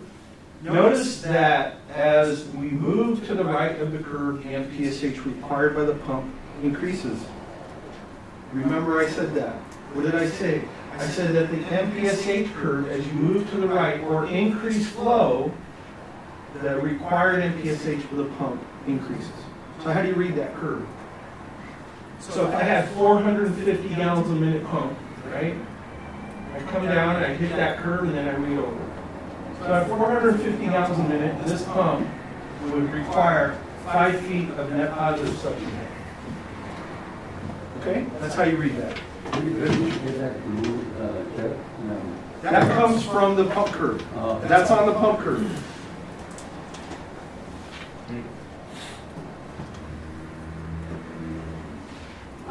We made it in blue so you can see it. But that's on every pump curve. Oh, thank you. Okay, so if this pump was flowing 600 gallons a minute, it would require, let's call it 10. Okay? And so what I use as a rule of thumb is, that hat looks amazing on you. Fair. No, We're just kidding. people don't Listen, understand. listen. I wasn't a fan of the big trucker kind of thing, but man, everybody just, I like more of the golf, you know. Yeah. Lower I'm a profile. little old school, whatever. Right. Important. Okay. Nike. What was I gonna say? That's my fault. Sorry. What was I gonna say? So maybe two or three sides, you know? What? 2, 3 sides. Well, it depends on the pump. If the pump needs 20 and you have 10, that's not gonna work, right? Oh, I know what I was gonna say. So just the number that I've used over the years is 15, okay? If my pump, hold on, hang with me. If my pump needs 15 or more, I'm starting to ask a lot of questions because I don't want to have, I'm concerned because of what David's experienced. Okay, if my pump needs 15 or less, or 14 or whatever, or less, I'm not as concerned. I'm not at all concerned. But if I get to 15 or more, I'm starting to ask a lot of questions about the installation and what the system looks like. Let's talk about why. And this is just a number that I've come up with over the years, okay? When you say 15, you're talking about feet? 15 feet of MPSH required, because the MPSH is in feet. Right here, see? It's in feet. So yes, feet. So if you go to the pump curve and it needs 15 or more, I'm going to investigate the system and my application more and start worrying about crunching numbers. Okay? Let me explain why. Okay. We say try to have at least 5 feet of cushion. That's more important, especially on larger pumps. Okay? There's something called MPSH margin. So whenever we're talking about MPSH, we rarely talk about MPSH margin. If we get to the point where we're talking about MPSH margin, we're really like analyzing the living whatever out of this situation. So MPSH is good enough 95, 99% of the time. Sometimes we have to look at MPSH margin. So what we tell you is try to have a little bit of cushion. If your pump needs 10, then try to have 15. If your pump needs 15, try to have 20. If you don't have that cushion, you still may be okay, but we probably need to talk more, right? That's all it is. Okay. All right. MPSH margin is a whole 1 hour presentation on its own. Okay, here's your equation, how you calculate the available. The required comes from the pump curve. I just showed you that, right? How do you calculate what you have available? So, atmospheric pressure, right? Plus or minus your Z component, right? If the tower is above the pump, then that's a positive pressure, right? When you jump in a pool and your ears hurt because you're at the bottom of the pool, you're feeling the weight of the water on your ears, right? That's that positive pressure the pump needs, right? If you have a suction lift, that's a negative number, right? So if the pressure where the water starts is less than where it ends up at the pump, then that's a negative, it's less. If the pressure's higher, the water's here and the pump's here, that's a positive pressure, right? So that's a plus, right? Okay. And then minus the vapor pressure of the fluid. So 95-degree condenser water is about 3 feet. Okay? And then the head loss between the tower and the pump. So the head loss based on the piping, the elbows, the strainer, whatever else you have, right? So this little thing right here, this is the only thing I'm going to say about it. This pie-shaped thing right here, this helps you size the pipe. Okay, let's just do one really quick. So what you do is you get your glasses because you can't see what you're doing.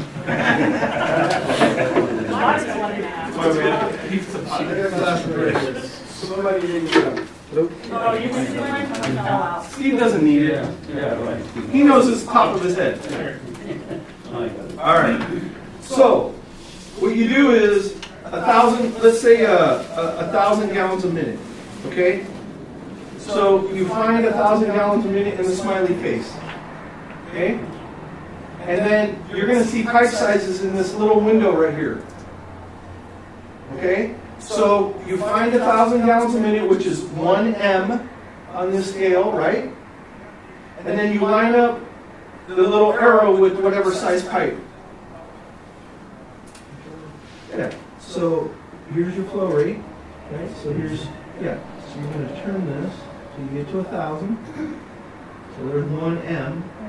And you want the flow rate to be in the white area of the pie. So it's a little out at 6. See that? There's 6-inch pipe. So if I go to 8-inch pipe, now the 1,000 gallons a minute falls in this white area. Usually 5 feet per 100, So or that's your flow rate. 8 feet per second. M is 1,000. If you're outside or on a roof, then you get a little crazy. Yes, so you want the flow rate to be in the white area, Slow. and then you line up to the pipe. Yeah, if you put the So for example, 50 gallons a minute, flow is rate, way back over here, right? That's, and then we usually just make charts and Okay. things And so 50 gallons a minute, you can get away with 2-inch pipe, that help you out. right on the edge. Tell you the 5 feet. Yes, this is the velocity down here. So we have a pipe sizing chart that doesn't follow that rule, but that's what we say the rule So is. for 50 gallons a minute, Like at 3/4 2-inch pipe, up to it'd 8 be feet down. 4.4 feet per second. That's one of the border on the entire, right? Yeah, I mean, velocity usually you can get up higher, but, okay, I don't want to spend a lot of time on this, okay? I don't know. What I want you to pay attention at is this number right here on the far left. It's about 4.5 feet on this line right here. You see that 4? Okay, so what that's telling you is 4.5 feet pressure drop per 100 feet of pipe. 4.5 feet pressure drop per 100 feet of pipe. So if I have 100 feet of straight pipe at 1,000 gallons a minute, at whatever flow rate that's on this edge, the pressure drop is 4.5 feet. Yeah. Okay? Now, it might be less because if you go all the way to the left, I don't know what it says because I've never paid attention to that, but it's lower. What is it? Can you tell me? This number right here. 0.8. So if you're sizing pipe correctly, the pressure drop per 100 feet of pipe can be anywhere from 0.8 to 4.5 feet. I just always have remembered 4.5 feet because that's my upper limit. Okay? Why am I saying this? Well, how do I figure this out? Well, how far is my tower to my pump? 100 feet? 500 feet? No, 100 feet. 1,000 feet? Oh, no. Okay, 100 feet. What's that? It's about 140 miles. Okay. So if I was doing your calculation, I would figure, 4.5 times 1.5, right? 1.5. I'm just going to assume 150. Okay? So what is that? That's 6, like 7? Okay. So, but normal towers aren't that far, right? Just his tower. for the most And for what it's worth, I didn't tell you the piping goes up about 20 feet. And And then then it goes back down. that Has a big 140 truck goes in back it. down. that You is recovered it. that's your problem. You recovered it. We had it running. Yeah. But somehow. And Okay. it's still running? So just for the discussion purposes is, this shouldn't be a very long distance, and if I'm using 4.5 feet per 100, I have 100 feet, that's 4.5 from the pipe, then I have my strainer, I have this, I have that. So, would you say that it's fair to say that maybe that number's maybe 10 or 15 feet of head loss? Okay. By the way, there's an app for this. Oh, we said that. Yeah. Okay, sorry. Okay. I'm gonna run out of time. Okay. Positive suction, right? So that Z component's positive. This is a suction lift, right? The pressure here. If I move up, the pressure's less, right? Okay, so this is a negative Z component. This would be a positive Z because it has a positive pressure. Okay? So that's how you figure that out. All right, on a tower, right? In this case, this is a positive, right? So that distance would be the Z component in that equation, right? Okay, it'd be a plus, whatever that is, right? Okay, but Dave had a job where it was 0. So the tower was here. Any counselors? Yeah, I do too. MPSHA, what about the tower level? What if the tower level is 0? Or the Z is 0, sorry. What people forget is atmospheric pressure. So what's atmospheric pressure at sea level? 14.7 times 2.31 is about 34. So you get 34 feet for free. And that's what people forget. You start with 34 feet unless you're at Mammoth or Big Bear. And that number's going to change a little bit, right? And then some guys, the other class said, well, and yeah, what if you're at, what was it, Death Valley?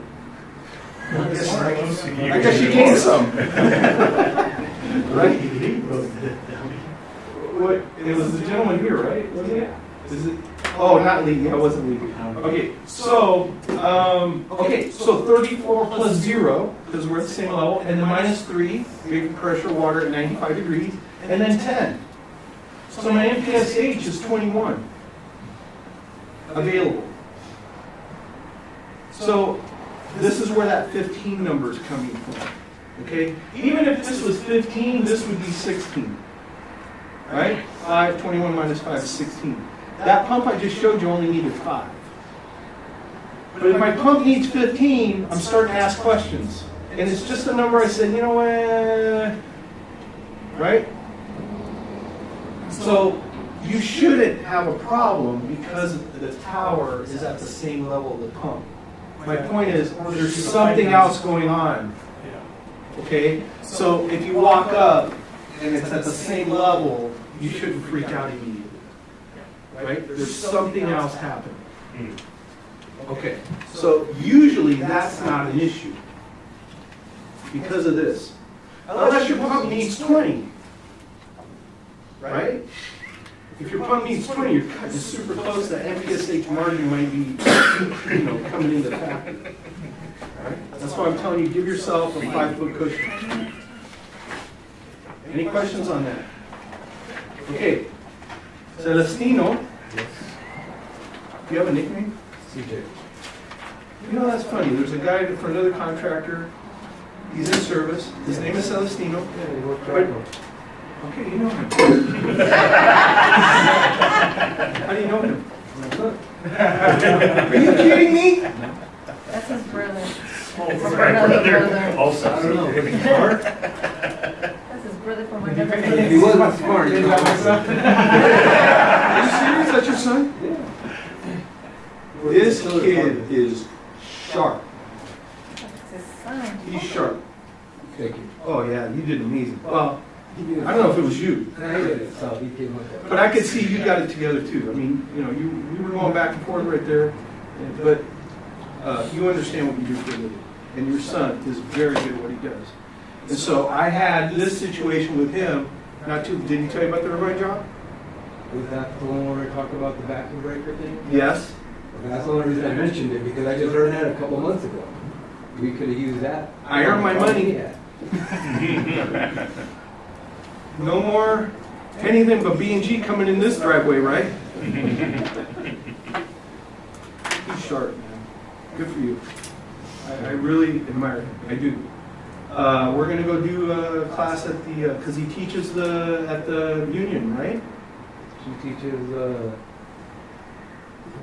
That's so funny. Star system balance, hydronics, and Yeah. LED. So I'm going to present.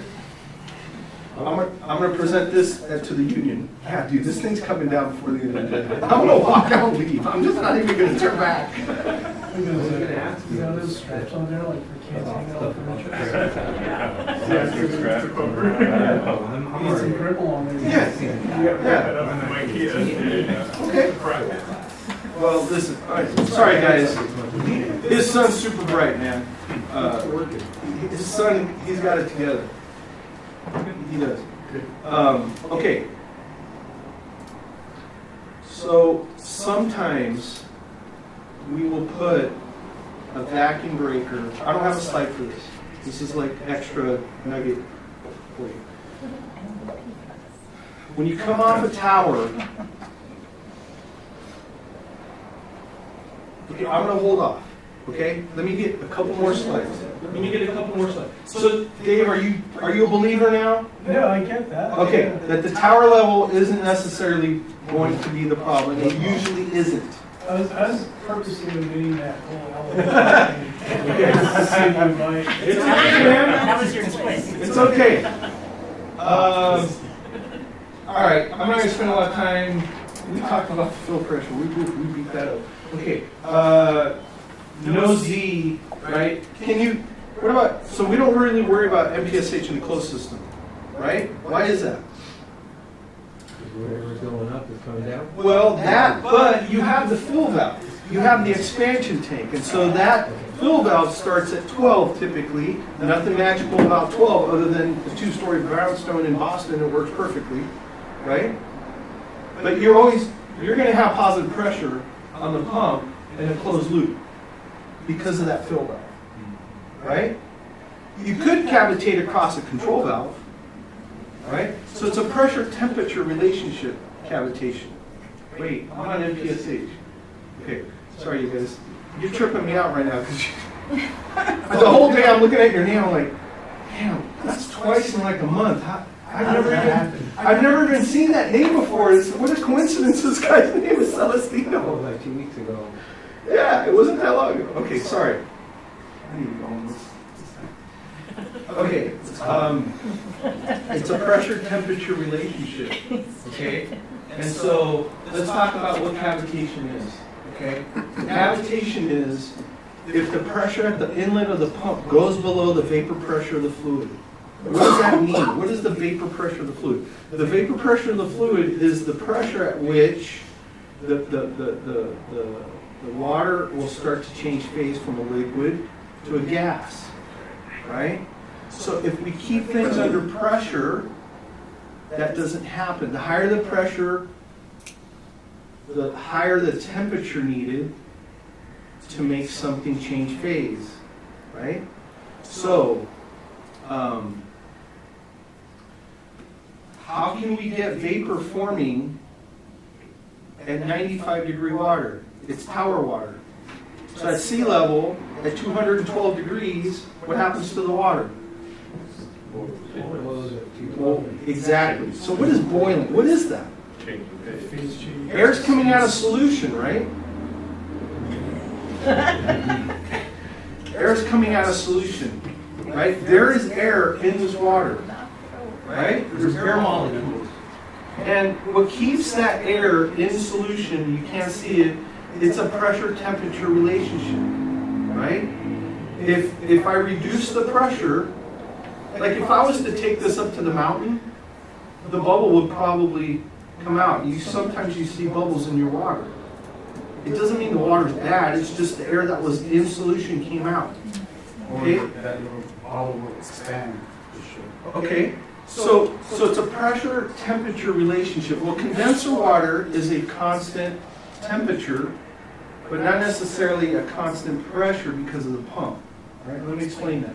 So A, B, and C, right? Entering the pump, in the pump, entering the impeller, going through the eye of the impeller, exiting the impeller. All right? Hydraulic grade line. You haven't heard that. Okay, so this is the pressure at each point, right? So we start at A, I go through the pipe, I lose a little bit of pressure, I go right at the inlet, I lose a little bit more, I get to C, I lose a little bit more, and then I have a drastic drop from C to D. That's just a characteristic of how pumps work. You can't control that, okay?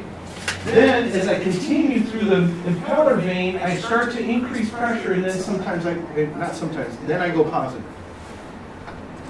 If this dips below the vapor pressure of the fluid, I get bubbles coming out. Right? I get bubbles coming out because there's not enough pressure to hold the air in solution. So as soon as I go past this on the positive side, that bubble implodes. And it could be up to a 6,000 pound force. So that's why when you see an impeller that's been cavitating, it looks like Swiss cheese. It's got holes because it's an incredible amount of force when those bubbles come out and then they get pushed back in from this whole phenomenon. So that's the whole NPSH, right? Net positive suction head required. So this is what you got to keep this line above the vapor pressure. That's all we're doing. There's no magic here. Pressure, temperature. Is that Boyle's law? PV equals nRT? I think so. I don't know, something like that. I would show you this, but you could Google cavitation, and it sounds like you're pumping rocks. Okay, so just to go back, 100 gallons a minute, or 100 GPM, head, impeller diameter, efficiency, horsepower, and then positive suction. All right. What happened at your son's project, okay? When you come out of a tower, you're basically scrubbing the water with air, right? So the water picks up as much air as it can handle. There's a limit to how much air the water can hold based on pressure, based on temperature, right? So when you go through a tower, it breaks up the water in all these little droplets, right? You have the air rushing by it, so the water picks up as much air as it can hold, right? So when you go from the tower to the pump, there's a pressure drop. So sometimes in some systems, that air starts to come out of solution. It's not cavitation. We're not even at the pump yet. We're not talking about vapor pressure. We're just talking about there's so much air that if we just reduce the pressure a little bit, the air comes out. So Kim has a project. We've been dealing with this project for like 15 years at this site. And they have a pretty long run from the tower to the pump. It's really not that long. The pipe is a little undersized. Okay? You have to really oversize condenser water pipe. Like they want you to, like 5 feet per second. They really want you to, it costs more, especially large pumps. So these pumps, what happens is air comes out, they get airlocked a little bit, but the pump's still going, right? And then all of a sudden it catches up, and you get a surge, and then it catches, and it snaps the shaft, or snaps the coupler, right? Because these are like 75 horsepower pumps. So what you do is you open the pipe at the pump suction. That's what he was saying on my phone. And that's what he said. So I went over, I took off the gauge off the suction, and I opened it, and the pump was in a vacuum. The pump can run in a vacuum. That's not necessarily a bad thing. Okay? And you put your thumb on it, and you can feel the vacuum, right? What does that do? It basically resets the pressure at the pump suction to atmospheric again. Think about that. So I start at the tower with some atmospheric pressure, but I lose pressure when I get to the pump because of the piping and the fittings and everything else. But now if I open the pipe at the pump suction, I reset that atmospheric pressure. I've gotten rid of that loss from the piping. That still blows me away. I don't know. But you got rid of it by introducing more air into your system. Which is probably worth it so that you have pressure. I don't know. That was the solution, is leave that open? But did you leave it open, or you opened it and then closed it? You opened it to get a steady state and then Okay. closed it. So some, It's like priming. hang with me. I don't know if he's tired. Okay. Grasped it, so. Look, guys, I've been doing this a long time. I'm proud that I can stand here in front of you, such a great company that's been around for so long, and share information that's useful to you. Okay? It just, it doesn't hurt the pump. And the noise a lot of times goes away. So what we do sometimes, we'll put a vacuum break And if that vacuum gets enough, it'll reset, right? If a vacuum breaker doesn't work, then what you have to do is you take a column of pipe and just go up higher than the tower, right? So that the water doesn't run out. And so now you have a column of pipe of water on the suction of the pump. You're getting the column of head from that pipe, and you're resetting the atmosphere. And it worked. Just the pipe thing, or that? Well, I don't know. Ask him. I thought it was the device. You know what, man? I don't believe you. Call him. When we're troubleshooting your tower, that's in like the BAC piping manual if you run into this situation. It's in there? I think it's in there. Not a lot of pump people know about this. So I have an article that I found, and yeah, it talks about pressure-temperature relationship. This guy was an engineer, facility engineer. He was a PE, and yeah, he talks about the whole thing. I'd be glad to share it with you. I shared it with your son. Yeah, they were all looking at me like I'm crazy. What do you mean, take the picture? Guys, it's all physics, right? It's all, you got to go back to the basics, right? So, okay. You believe me? Said it works. So You are healed. You are healed. What you would think of doing is put it like an air valve on it to try to get that air. Was it a net positive suction head issue or was it an air issue? Yeah, well, it's both. So his piping, huh? Actually, it's my goal. No. His piping came out of the tower. It went underground over here, and then it came up, and it went like this, and it went like this, and it went into the pump right here. Like, the piping was terrible. Yeah. It was terrible.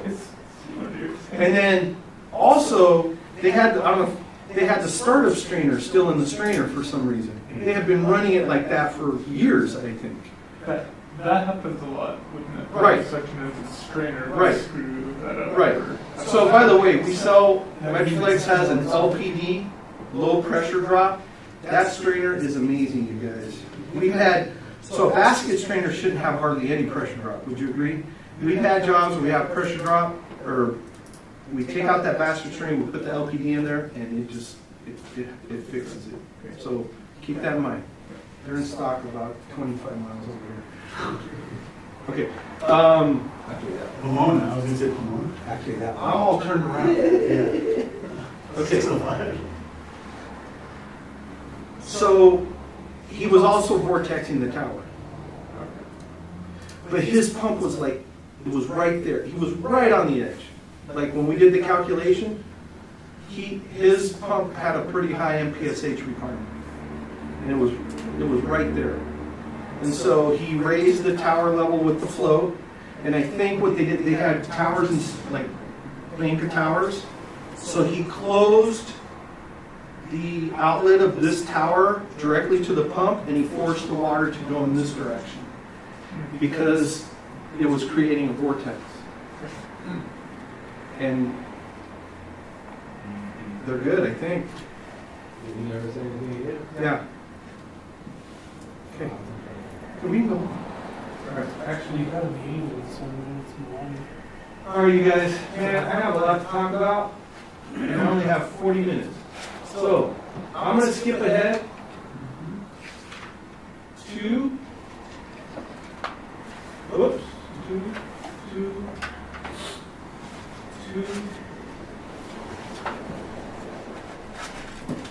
Coming.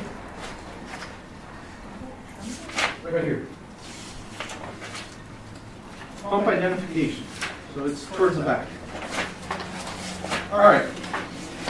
Whenever you walk up to a pump, the nameplate's on the pump. It's legible. You know exactly what it is. There's no paint on it. The nameplate's there. Sort of. Yeah. Okay. How do I identify the pump with no nameplate? I'm going to teach you how to identify the pump and figure out how much flow and head it's doing without any data on the pump. Or you just Okay. This is what I got. Okay. That's so much easier. Yeah, so I'm going to talk about that in just a second. Okay. How do I identify the pump? Okay, I walk up to this pump, there's no nameplate. Look, it says nameplate, but there's nothing there, right? No nameplate. Well, most of the time people find this nameplate. This nameplate right here. Right? And so let me ask you something. Does Goodyear make cars? Does Chevy make tires? No. So if you tell me what kind of tires you have, I have no idea what kind of car you have. Okay? So for some reason, the motor nameplate is always there. And people will say, hey, I need one of these. And they'll send us a motor. And I say, great, you need a motor. It's a valve or whatever. No, I need the pump. Okay, well, what kind of pump do you? I don't know. There's no nameplate on it. It's a Sterling motor. Now, this helps. I do need this information, but it tells me nothing about this. Okay? So, the first thing I got to do is get the pump curve. How do I get the pump curve? I got to identify the pump. How do I identify the pump? First thing we can look at is casting numbers. So any cast piece is going to have a casting number. It's towards the end. Right here. Yeah, you're caught up. Actually, I'm right. Okay. Any cast piece is going to have a casting number. If you give us a casting number, we can tell you at least what you have. So you give me this casting number, you're going to tell me you have a Chevy Camaro.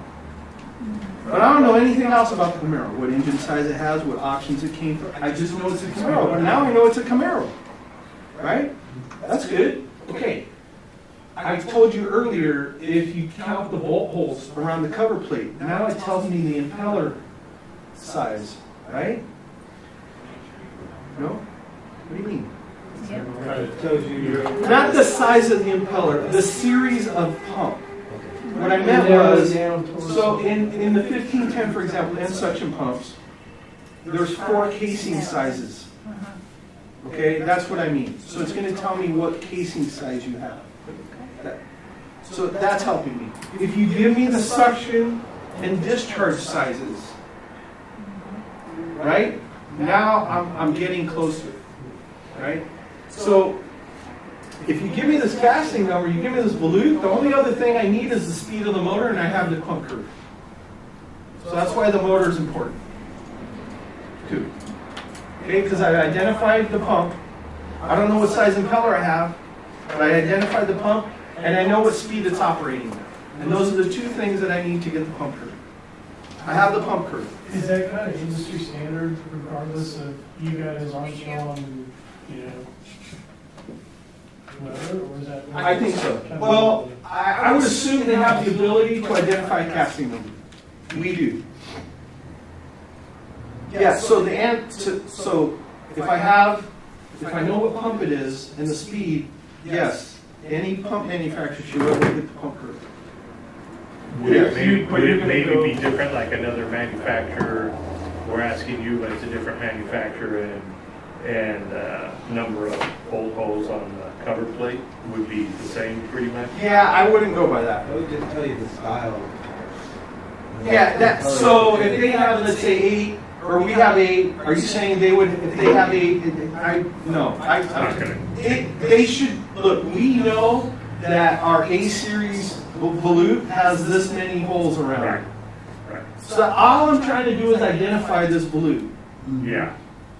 Once I do that, then I have 3 curves to choose from. 1150, 1750, and 3500. So that's why I need the motor nameplate, because that's going to give me the pump speed. Right. And now I know the curve. So that's how you identify the pump. Casting numbers, sizes, cover plate, anything you can tell us. When you send us a picture, I urge you to take a video. Not a 3-hour video. Right? 8 seconds, 10 seconds, go around the pump and just show us the pump. A lot of times they'll give us a picture of like this. You know, you gotta bring it out sometimes. So I like to use a video because I can stop the video. It's like infinite amount of pictures, right? If you're gonna give us pictures, then give us 2 or 3, right? Because if I have this, that might be a 1532. Remember they got together and had the 1532? It doesn't tell me it's a 1510. It doesn't tell me it's a base mounted, right? It might be the close coupled one. Okay. So now I know the pump curve. Attention office, desserts are now waiting in the lobby again. Desserts are now waiting in the lobby. Again. For what? It's the birthday celebration. Once again, we do birthdays. Nice. Hey, my birthday's in a couple weeks. Why don't we know? Okay. Brian, you gotta leave. Not today. All right, hang with me. Hang with. Okay. I don't want to read this. Okay. But here's the steps that I'm going to go over right now. Okay. We identify the pump and get the curve. We need to deadhead the pump. We need to record the differential at normal operating. And then we're going to use our knowledge about pump curves to go get the flow and head. Okay? Those are your steps. All right. Nameplates. So I need to bring this. I always get ahead of myself. So this is the whole discussion. 2 different manufacturers. Okay? So if you give me this, it tells me nothing about this. If you give me this, it should have a horsepower on it and a speed.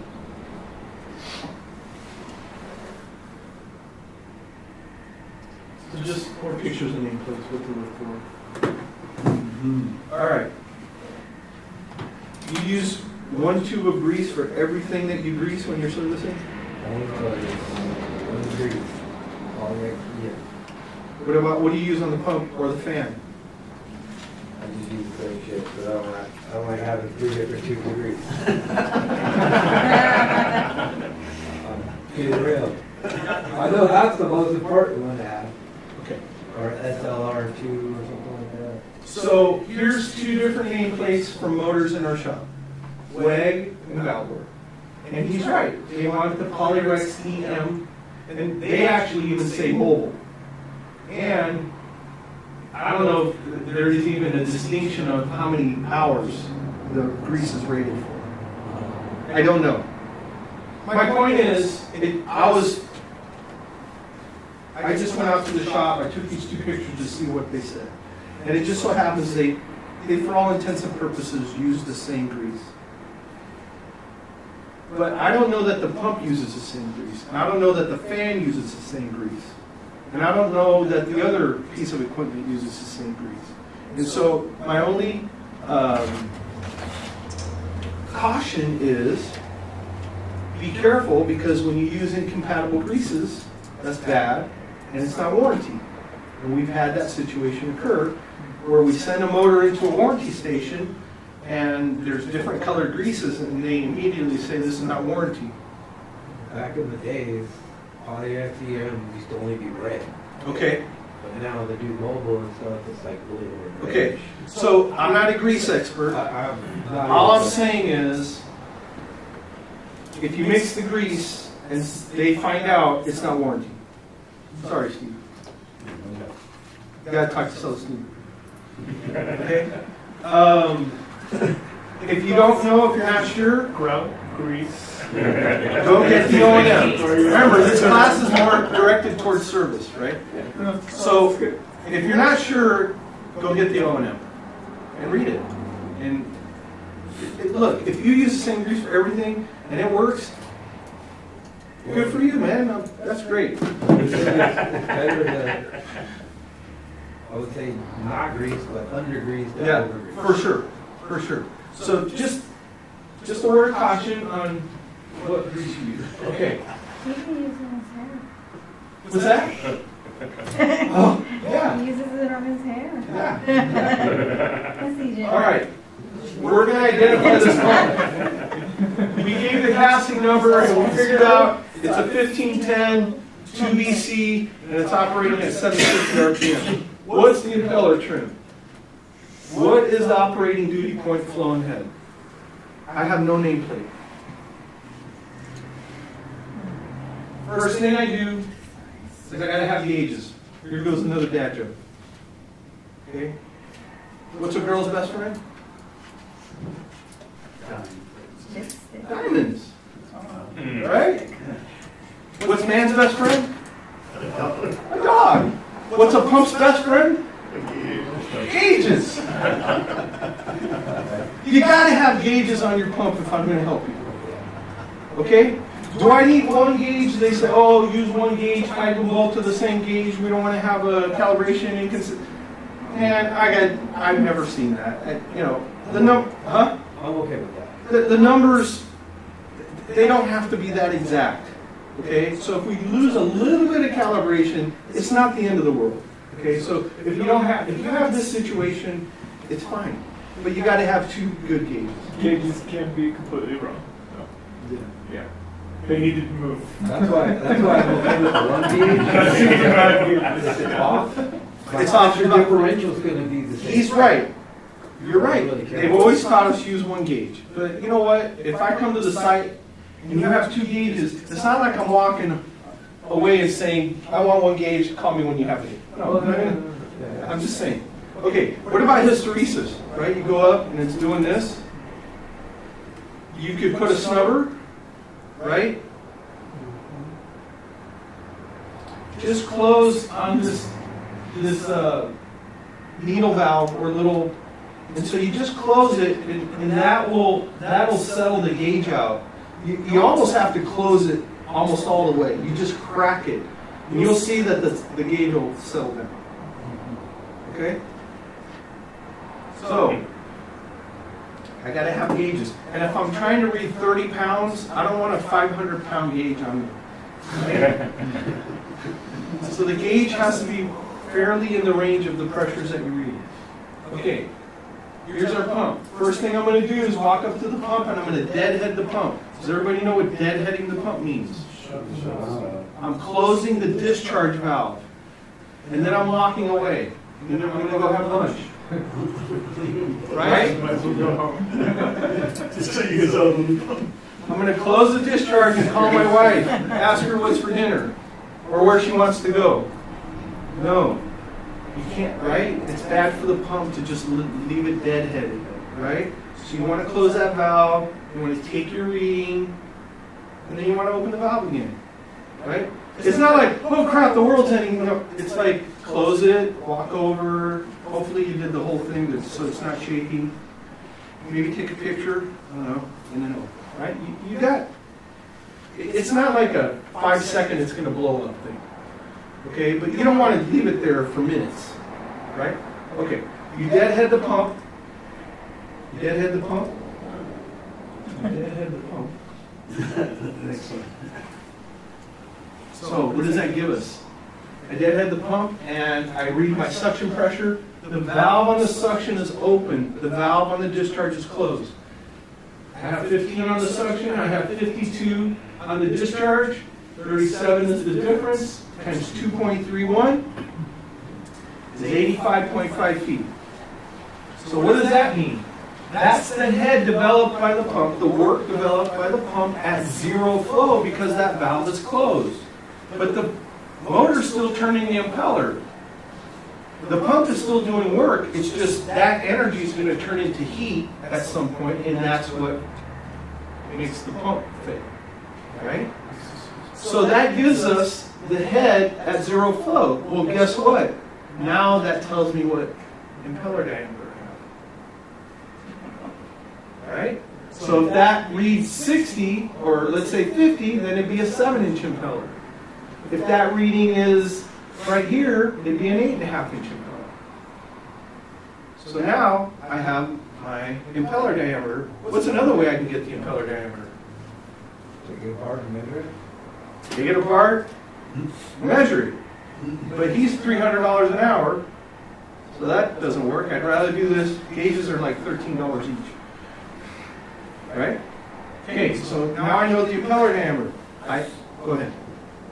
If that were a bigger pump and the ports that you take your readings at were at different elevations, do you have to compensate for that? Because if you were doing a heat exchanger or something, you wouldn't. No. Now, if the gauges are coming off, it's a pressure. That pressure is it's gonna read through your little 1/4-inch tubing. Now, if the gauge is 3 feet from the discharge and 3 feet before the suction, now I have that piping to worry about. The elevation to convert to PSI. Yeah, Okay. the elevation shouldn't matter. Because this is a dynamic reading, it's not a static reading. Right? It's dynamic, things are moving. If everything Well, you can't do static if you're trying to run a pump. exactly, that's what I'm saying. So the fact that the gauges are different elevations, it's not gonna matter. Usually we try to pack up one gauge that's pressure before the suction diffuser, inlet of the pump, Yes. outlet of the pump. Yes. And then we can adjust the valves to Yes. at different areas. Yes. And then we have peak plugs if we need Yes. to do it with a certified instrument. Correct. Yes. Okay. All right, I open the valve, I take another differential. Okay? This all has to be at 60 hertz, maximum speed. Okay? And this part of it, if you could force all the valves open, all the better. Okay? Because if those valves are partly closed, I'm creating restriction, it's going to affect my readings. So if you could force the valves open through the control system, that's a more accurate reading. So now I take a differential with the pump running, right? 15 and 49 is 3478 feet. So now I come on this 9-inch impeller line and I find 79 feet. So I come down, or wherever it hits 79, that's my operating point because it has to operate somewhere on this curve. I read down, and that's my flow, and that's my head. So this pump would be running 150 gallons a minute at 78, 79 feet ahead. No nameplate. Okay. I gotta go into fine print mode, you know, like at the end of a commercial, we'll start working around. You're gonna go like 1.5 now?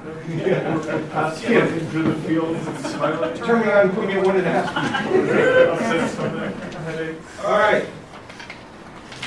Man, there's so much good information here. Too little time. All that information is not in here, is it? Yeah, it is, but it's harder when someone's not explaining it. Okay, let's talk about pump curves. All right. I'm going to go a little bit faster, okay? Affinity laws. Okay, any centrifugal device is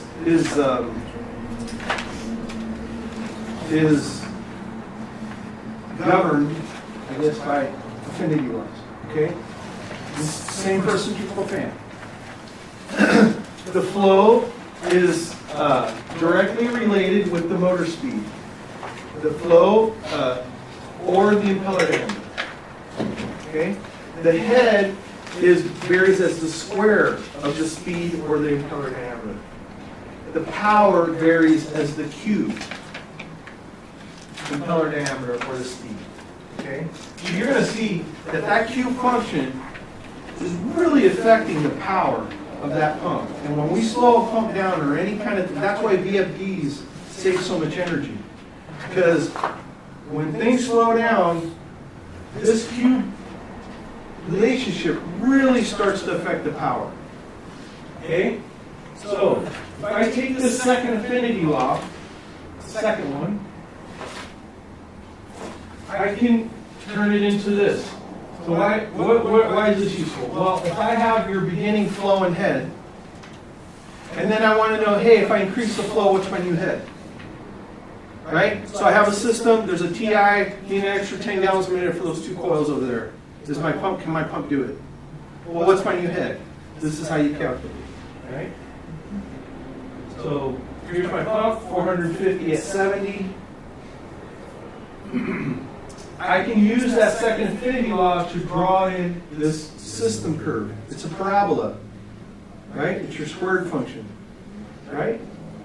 So for any given first point, I can calculate the second point.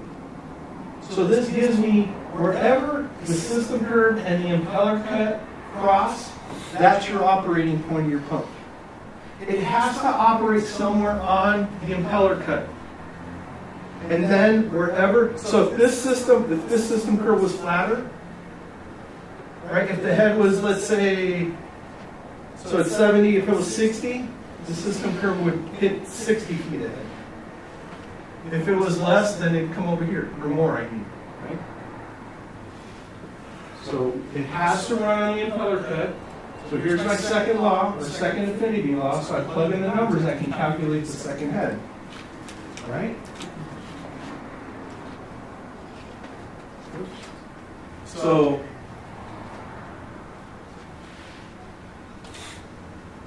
here's my first point, right? If I slow the pump down, then 55. So I just find 55 feet ahead, and then that's my 400 at 50. So I can trim the impeller or slow down the pump. But I'm using the system curve to identify what that second operating point is. You can do that on the Apple. On the Pressure drop on the system side of that. yes, yes, you can, and this does it too. But the app is simple, right? Okay. Minimum control head. All right. So I just told you I can plot your system curve, right? Well, it doesn't really look like that. It looks like this. What do you need, Dave? At zero flow, I should have zero head. Well, that's true. But something called, we have minimum control head. What is that? That's the minimum head that the pump has to develop for the system to operate. It's the minimum head that the pump has to develop for the system to operate. Well, how do I know where does that come from? So usually you're going to have a differential pressure sensor. Come on, bud. Come with me. Okay? So this could be across a coil, or this is a variable primary, so this is on your bypass. Right? Something is telling the drive to speed up and slow down. Whatever that sensor is, the differential pressure sensor, whatever that set point is, that's your minimum control head. Because you have to control, I want to maintain a specific differential across these 2 points. And if I set this at 10, and it's showing 8, is this pump going to speed up or slow down? Set point's 10, it's at 8. It's got to speed up because we need more flow to create a higher differential pressure. So it speeds up. If it goes too far, it goes to 12. Oh, that's too much, right? So it's trying to maintain 10. That is your minimum control head. So that is this point here. So we start our curve there. And the software plots it for you like this. Y20. Mike asked me, hey, Y20. Well, I gotta put something. But across a coil, your control valve is 2 to 3 pounds, right? Your coil's 5 pounds, that's 8. And then strainer and some piping. So 10 pounds is 23 feet ahead. 8 pounds is about 20 feet ahead. So it is whatever it is, but I got to pick something. Now, I told you that the pump's going to operate somewhere on the curve and wherever it crosses the system curve, right? So when I slow the pump down, it's like trimming the impeller. Okay, so on the previous curves, I had all those impeller diameters, and I had the system curve, right? And so wherever that impeller diameter crosses the system curve, that's where the pump was operating. If I slow down the pump, it's like trimming the impeller. So this would be 9.5. I slow the pump down, this would be the same performance as maybe an 8.5. And this might be 7 or 6, right? So as I slow the pump down, it's like trimming the impeller. So is it still riding on that system curve? Always. As if Yes. being different. Yes. So this is at different speeds. 1750, 1550, 1300, 1050, 700. Wherever it crosses the system curve, that's where the pump is operating. What was that technical term used at the very beginning? Minimum control head? No. Fling? Fling, okay, so it flings the water. Oh, yeah. Flings, when you do it, you gotta fling. I wanted you to do it. I like that. Okay. Now, can I run this pump at 700 RPM? That's this curve. Who said no? Why not? Because it's not crossing. Man, I swear, I ask that question and people look at me and they just stare. You're the first one to go, hell no. It doesn't cross. Awesome, good for you. What's your name? Delia. Delia. Delia. Okay. You're exactly right. So it has to cross. So a lot of times we're saying, what's the minimum flow I can get out of the pump? Well, it's not a function of the pump. It's a function of the system. In the old days, we used to worry about slowing the motor down too much because it wasn't getting enough cooling effect. But NEMA premium motors, which is everything we use today, 10 to 1 turn down, right? I can run that thing at 6 hertz and it'll be okay. Well, if I run a pump at 6 hertz, it's going to be like right here. You're not going to get anything out of it. So the motor is not your limiting factor. The pump is not. It's your system.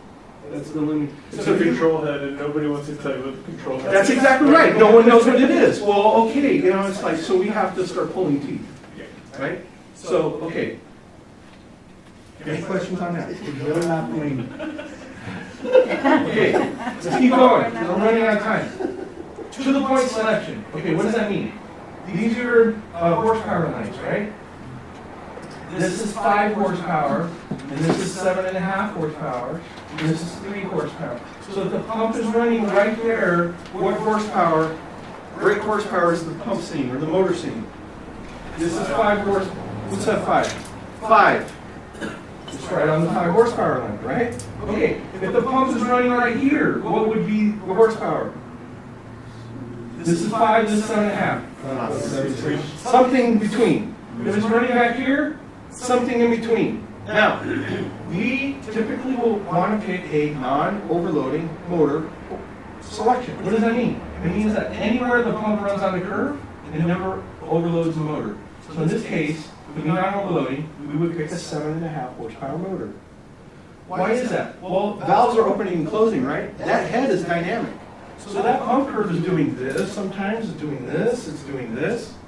So you have to be careful you don't cross. Now, if this non-overloading brake horsepower all the way down here, you have a 100 horse pump motor, 100 horse. And the non-overloading is 101. When you're operating is like 80. Would I tell you to use the next size up, which is 125? It doesn't make sense. I have 15% service factor in the motor, right? Which is really a 100 horsepower motor is 115 horsepower. 10 horsepower is 11.5. So you're not supposed to be running over here anyway. So it wouldn't make sense for you to go up to that next size, right? Now understand also that motors are rated ambient temperature and elevation.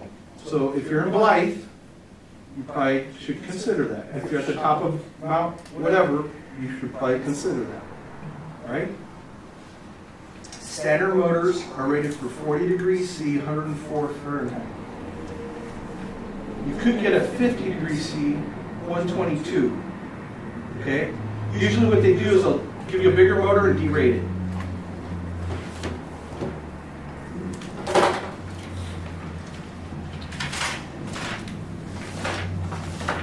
This dude is rated for 122 right out of the box.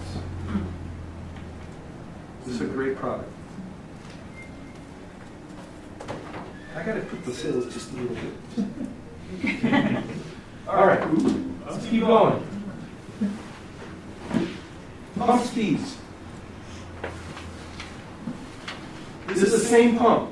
750 RPM, 3,500 RPM. Okay? Same pump, I'm just doubling the speed. I'm just saying this for the affinity laws, okay? What is the speed? Remember, the flow is to the first, it's a linear relationship, so it doesn't change all that much. 50 to 250, 100 to 400. Not that big of a swing. The head, look at the head. The head is 50 to 100, but now it goes from 200 to 400. That's that squared relationship working. But look at the power.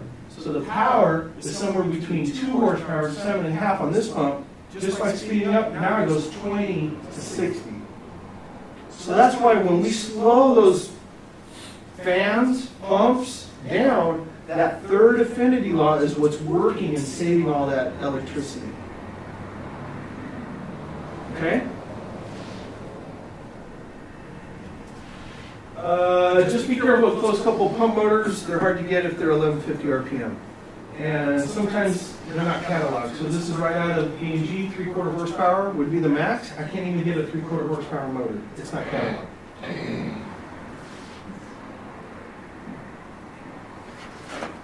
Okay. Too little flow. I'm not getting enough flow. What can I do? I can increase the impeller diameter or I can increase the motor speed. Okay? Check the strainer first. Sure. But I might increase horsepower. Obviously, nothing's for free. Okay. So, here's our situation.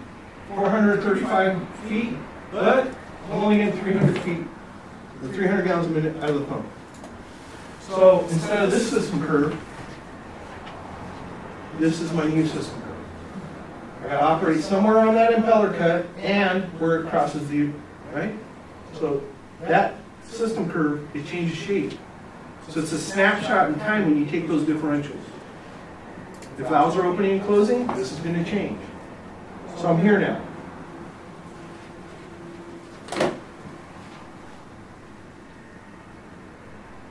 All right. How do I get back to 400 gallons a minute? Well, I can increase the impeller diameter. Well, by using my system curve in the second law, I could chalk this system curve, right? Because I know this point, I can calculate all those other points. The software does that for you. So to get 400 gallons a minute, I'd have to be up here. Can this pump do that? Doesn't look like it. My maximum impeller is 9.5 inches, so the best I could do is here. But what happened to my horsepower? It went from 7.5, now I need 15 horsepower. We're talking about slowing pumps down to reduce the water flow. Can you over speed them? You read it, didn't you? Yes. And I'm not going to let you leave until I get to that slide, and it's coming in like 2 slides. Okay? You are your son's father.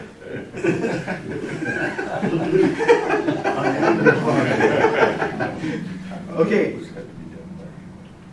15 horsepower, right off the bat, that's probably a problem, right? Your drive, your wire size, whatever. But it's also a problem with your pump because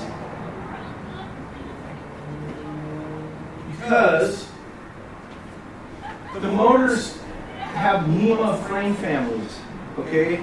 And depending on the frame family, the dimensions change. So this E dimension, right? The width of the motor for 7.5 and 10, which is the same frame family, it's the 213, 215, that's the same frame family. It's 4.5 inches. But if I go to 15, 254, it's 5 inches. So now the width of these, they went wider by 3/4 of an inch. So now you need a new motor saddle. Right?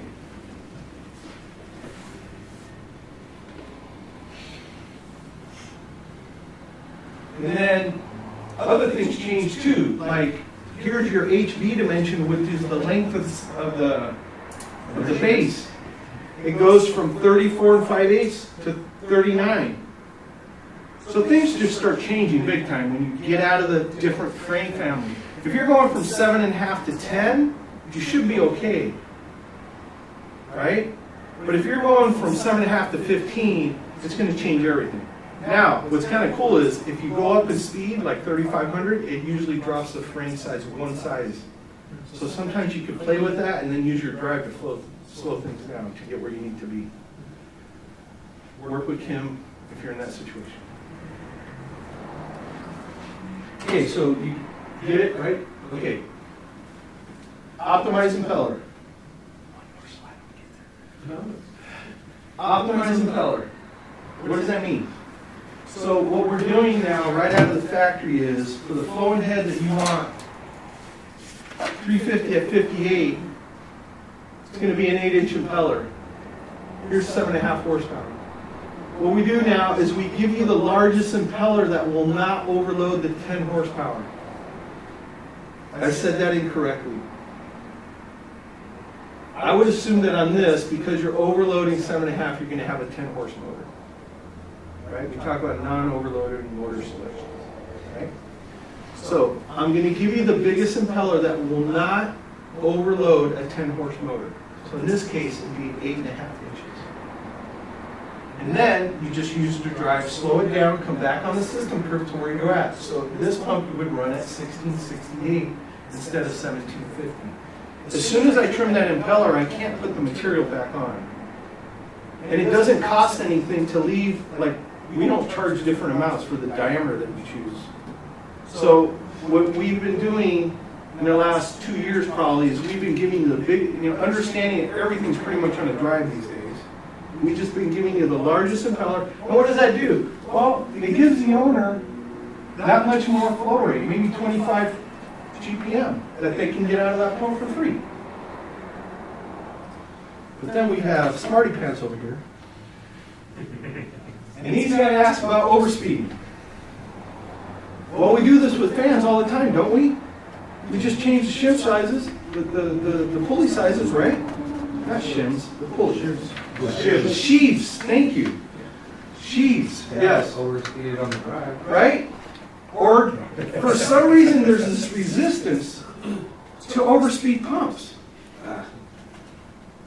Knock yourself out. Go for it. Just don't overload the motor. Use the FLA of the motor to be your top limit. Okay? So in this situation, I can leave the 8-inch impeller. Okay? I have this much room in my horsepower, so I could run the pump at 1910 RPM, which is 65 hertz. The way you figure that out is the new speed divided by the nominal speed is some percentage. You multiply that by 60 hertz, and that gives you your new frequency. So if there's room in the motor, use it. Like our consulting engineers, they are so resistant to this. Not you guys. Don't be. Don't be. You do it with fans. He just told you. Right? Okay. Well, would you want to overspeed? But you wouldn't want to do that on a set of drawings. You'd want to do that if you needed it in the field. Right? Okay. What was your question? Or it's a safety factor question when you're doing it on paper, I guess is the... Would you want to design it that way? No. Well, Or the reason I wouldn't is a commissioning agent or third-party review is going to bring it up. but who cares? Why do we vary flow through chillers? We never used to. Were you around when They never it had to be constant flow through the chiller? Do you remember those days? Yeah. Why do we vary? We have variable primary all the time. Why do we do it? Saves energy. Because we can. Yeah. Because the controls can do it. Why do we condense boilers and run below 140 degrees? Right? The 140 to 180, that's a condensing thing. Boilers condense at 130. So why do we run boilers at 120 and 110? Because it's more efficient. Because we can. Why should we overspeed and get more out of our pump? Because we can. Now we're not going to damage anything and overload the motor. But we're thinkers. We're not robots. Right? So I just don't understand the resistance. You're doing it with fans. I think that, like We you don't said, like doing it with fans, so either. I think Okay. you said like it's a design thing. Okay. You have to design it right. So- and that's just a... Real world example. There's nothing wrong with it, I agree. I'm just, yeah. There really isn't. Yeah. Okay. But yeah, I could take the safety factor on my head pressure counts. Or there's lots of other places I could. Okay, I'm just saying, look, if you need an extra of 10 gallons a minute, Yeah. and you instead of changing the pump, you overspeed, you're a hero, and the owner loves you because you didn't have to change anything. I don't like, and she doesn't like you, she didn't buy another pump. I'd rather put 1800 RPM on the schedule and cut the head because nobody understands what the head Yeah. is. Right? Real world, okay, real world. This is right here at Western Allied. She has a job right now. Okay? Not sure why 20 horsepower was specified. The pump only needs 15, but for some reason it's 20. So we're having trouble with lead time, okay? And if we drop size one pump and overspeed, no problem. And we're still at 15 horsepower. So we're not going to reduce the horsepower of the motor, but we have 5 horsepower motor that we can take advantage of. And in her case, it's only speeding it to 1790. It's probably like 1 hertz. Why not? And it's more efficient. So you're asking me, would you design it that way? I might. It's going to save money. It's a smaller pump. And if it takes me from 15 to 20, 20 to 15, why not? We're not going to break anything. It sounds like that's something for consideration when you have to overcome some other like, obstacle. That's up to you. Control, right? You want to size it so that you have more of that design so you could have more later if you need to add or get more out It of just it. depends how you want to show the safety factor to your customer. Because we can hide that in other areas and still be using the overspeed. Yeah. It's just not going to, from a consulting standpoint, they're not going to be thrilled to see 1910 RPM on the schedule. And I agree. Okay, but that's what Armstrong is doing every day. And this motor that I just showed you, this motor starts, the smallest one starts, there's a low speed and high speed. The low one starts at 2,000 RPM. Yeah, well, that's a different So technology. this 1,800 RPM Stigma, we got to sell it like, why do we vary the flow through the chillers? We never used to do that 15, 20 years ago. We do, like we would not vary the flow through a chiller these days. That is the standard. So we just, look, technology's, we got to move with it, right? Yeah. So the answer to your question is, you could use this as a tool to figure out something to address an issue or some other thing, but you don't have to, is my point. You do it with fans every day. If you're not going to hurt the motor, go for it. The pump doesn't care to a certain extent, right? B&G will let you overspeed 5% without asking. So 60 times, as long as you're not overloading the motor. You're not, that's the thing. And you're always going to program that FLA in the motor, right, in the drive. So the drive shouldn't allow it anyway. So if you got the room, man. Okay, I'm out of time, but I want to show you 2 more slides. Okay? This will be worth it for you. Maybe 3. Highlight. Okay, too much flow. What can we do if we have too much flow? Choke it down with the valve. Okay, we could choke it down with the valve. That's true. You read. We said it somewhere. Okay. What's that? Okay, so if you, guys, I'm just trying to get this in because I want you to, like I'm passionate, I want you to know this stuff, right? So if I throttle the pump down, what does that happen? I'm creating a restriction, I'm creating more head. So what happens is it draws the pump back up, right? What's another thing I can do if I have too much flow and I want less flow? What's another thing I can do? I can trim the impeller. So I can trim the impeller. So here's my system curve. The new flow I want is 450. I'm getting this flow. I just follow my system curve till it hits 450, and that's my new impeller diameter. What's another thing I can do? What did I say? Doing this is like trimming the impeller. What did I say? Changing the speed. Man, I was really waiting for you, Dahlia. I can change the speed, right? So if I'm out here at 1750, I slow it down because this is like trimming the impeller. Now it's 1429 RPM, so now I'm here. Okay. Okay, going back to throttling. What's a simple way that if my pump's making noise, I can do this to determine if it's cavitation immediately? What's the simplest way I can troubleshoot for cavitation? Close the valve, discharge one. Bam! Mr. Tahiri is on it. So look at what's happening to the MPSH if I go to the right. It's going up. So if I'm operating out here, the pump doesn't like that. I can't go beyond the curve. But if this pump is only going to see 30 feet ahead, that system curve is going to come over here at 30, and it's never going to cross the impeller cut. So it's going to cavitate for sure, because look what's going on here. This thing's going up. So what can we do? We can throttle the discharge valve and get the pump back up on its curve. If the noise goes away, it's most likely cavitation. Because now I'm back up on, and look, the MPSH required for the pump goes down, right? What's another thing we can do? What's another? We can slow it down.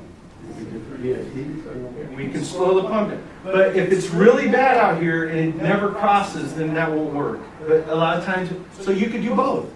Throttle it, oh, noise went away. Okay, let me try slowing it down. Oh, noise went away. That's probably cavitation. Let me get my gauges. Let me do my oh, for sure, we have a problem. So that's a simple thing right there. Oh, it's always cavitation. It's making noise. Well, throttle, slow it down. Noise went away. It's not cavitation, or it is cavitation. Sorry. Okay, now it's three more slides.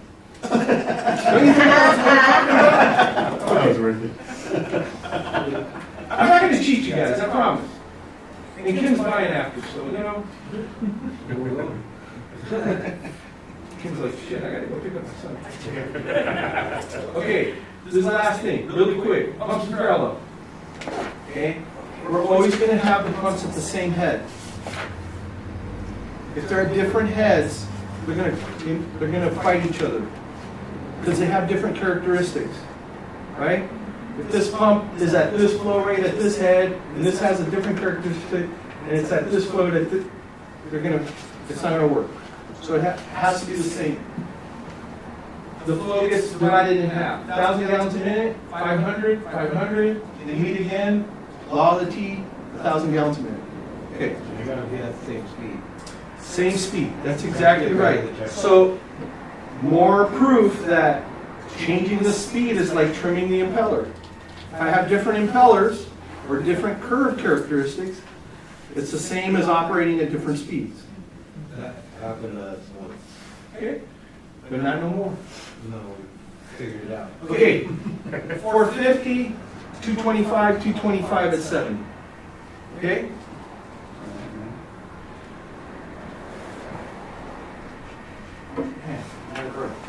This curve is with 2 pumps operating. This top curve. This bottom curve is with 1 pump operating. Okay? So 225 plus 225 gives me this point on this curve. 2 pumps. This is with 1 pump. So if I turn a pump off, what flow will I get out of that 1 pump? 225. Almost 225. This is 2 pumps, and this is 1 pump. What did I say that the pump is going to operate? When what's happening? You're not gonna get anything. You're gonna get half the problem. Well, okay, let's go with it. Half the curve, or half the flow is 225, right? Wait, somebody said half. So that would be this point. Well, where is this pump going to operate? On the system, and what? On this, here. Oh my goodness, it's more than half. So when you have pumps in parallel, you get 60 to 80% of full flow with 1 pump.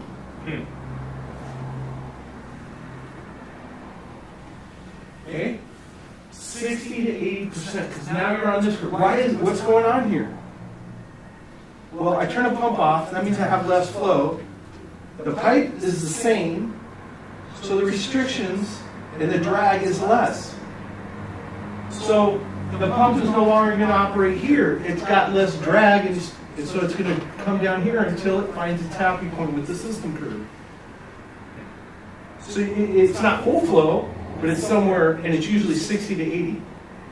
So we do the design day, that day that it gets 110 in LA twice a year, and the one day that it gets 35 in LA twice a year. So we're oversized as it is. Chances are you can meet the load most of the time with one pump with pumps in parallel.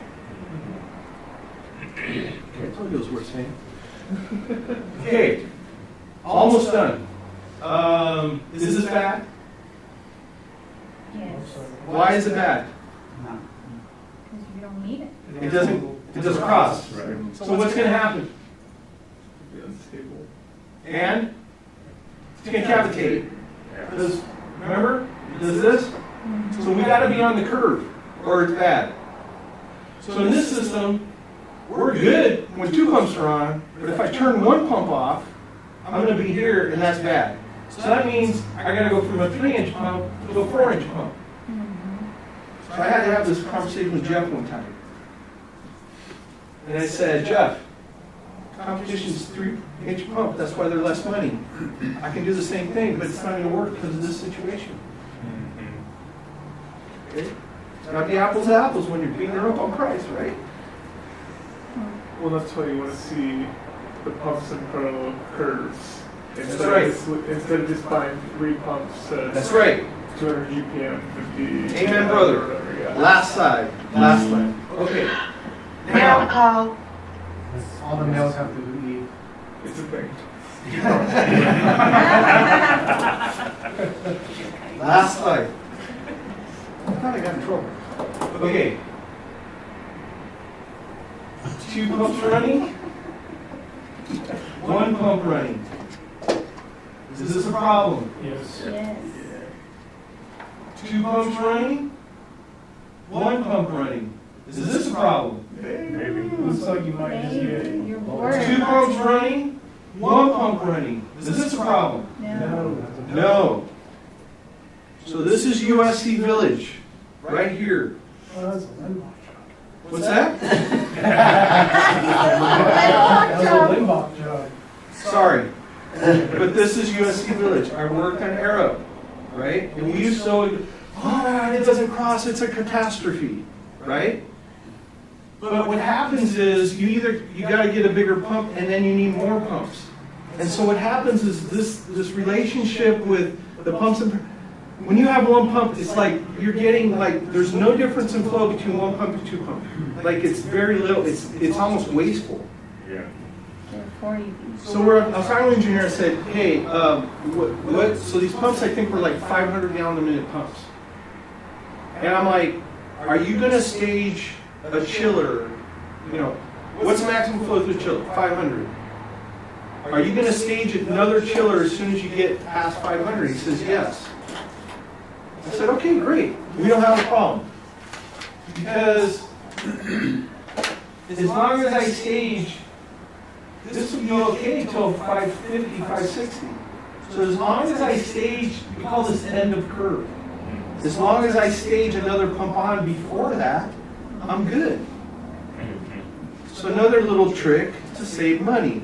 Yes, this is bad, but is it ever going to occur? At USC Village, it won't, because we're staging another pump before we get to end of curve. That's just a matter of how you set up your sequence of operations and when things. For sure. and all that, right? For sure.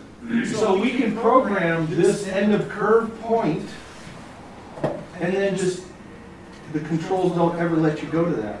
You sequence another pump. You don't have to turn on another chiller necessarily, but you could turn on another pump and slow them both down. Yeah. So, like, we would never, ever, oh no, you can't do it. And then it dawned on us that, okay, we're smart, right? We're not robots, we're thinkers. And so we understand the product we sell. It's just different than the traditional sequence of operation, which is run this one till you can't, and then turn on the second one, which we shouldn't be doing anyways. But that's the traditional way of doing things. Ryan, wait. Yeah. Run this one till you can't, Yeah. and then turn on the second one. Yeah. We're still doing that. Yeah. Still works, yeah. But really, Yes. really, you're gonna bring on the pump even. I'm with earlier, you. is what I'm I saying. get it. Yeah. I get it. Yeah. Look, you have to be comfortable with some of these things I brought to you today. We're comfortable with them. That's why We do what we do. We've been in business for 77 years. We're not perfect. We don't know everything, but we're pretty good.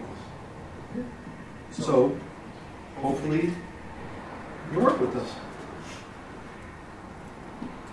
I'm really appreciative that you stayed a little bit late, and have a good weekend. All right. My pleasure. I gotta tell you, man, your son impressed me so much. If I could afford him, I'd hire him right now, but I can't afford it. Yeah, I don't think we could either. So what do we put this out and give it to Yeah, it's more than our whole, excuse me? Yes. Yeah, go to your app, do you have an iPhone? Go to the App Store and, Ellen Dawson. Engineering price, engineering price. Beanies too. The structural Beanies. is 65,000. It's called the System Sizer. System, oh, okay, hold on. So System Sizer, yes. And then the mobile catalog is good too, the other one that came up with. That one. Yep. Come on, buddy. You didn't bring shoes?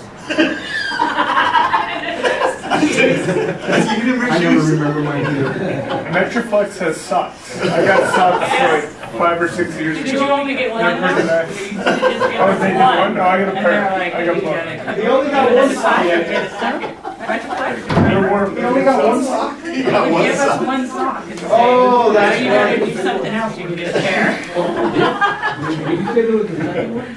Yes. It was great seeing you. Wow, you know, I thought to see you. Just come by sometimes. We miss you. And It's crazy. I do, no, I need to. I need to. Absolutely. Tim never invited me. Oh, you guys got beanies too? Yeah. It's the whole bar.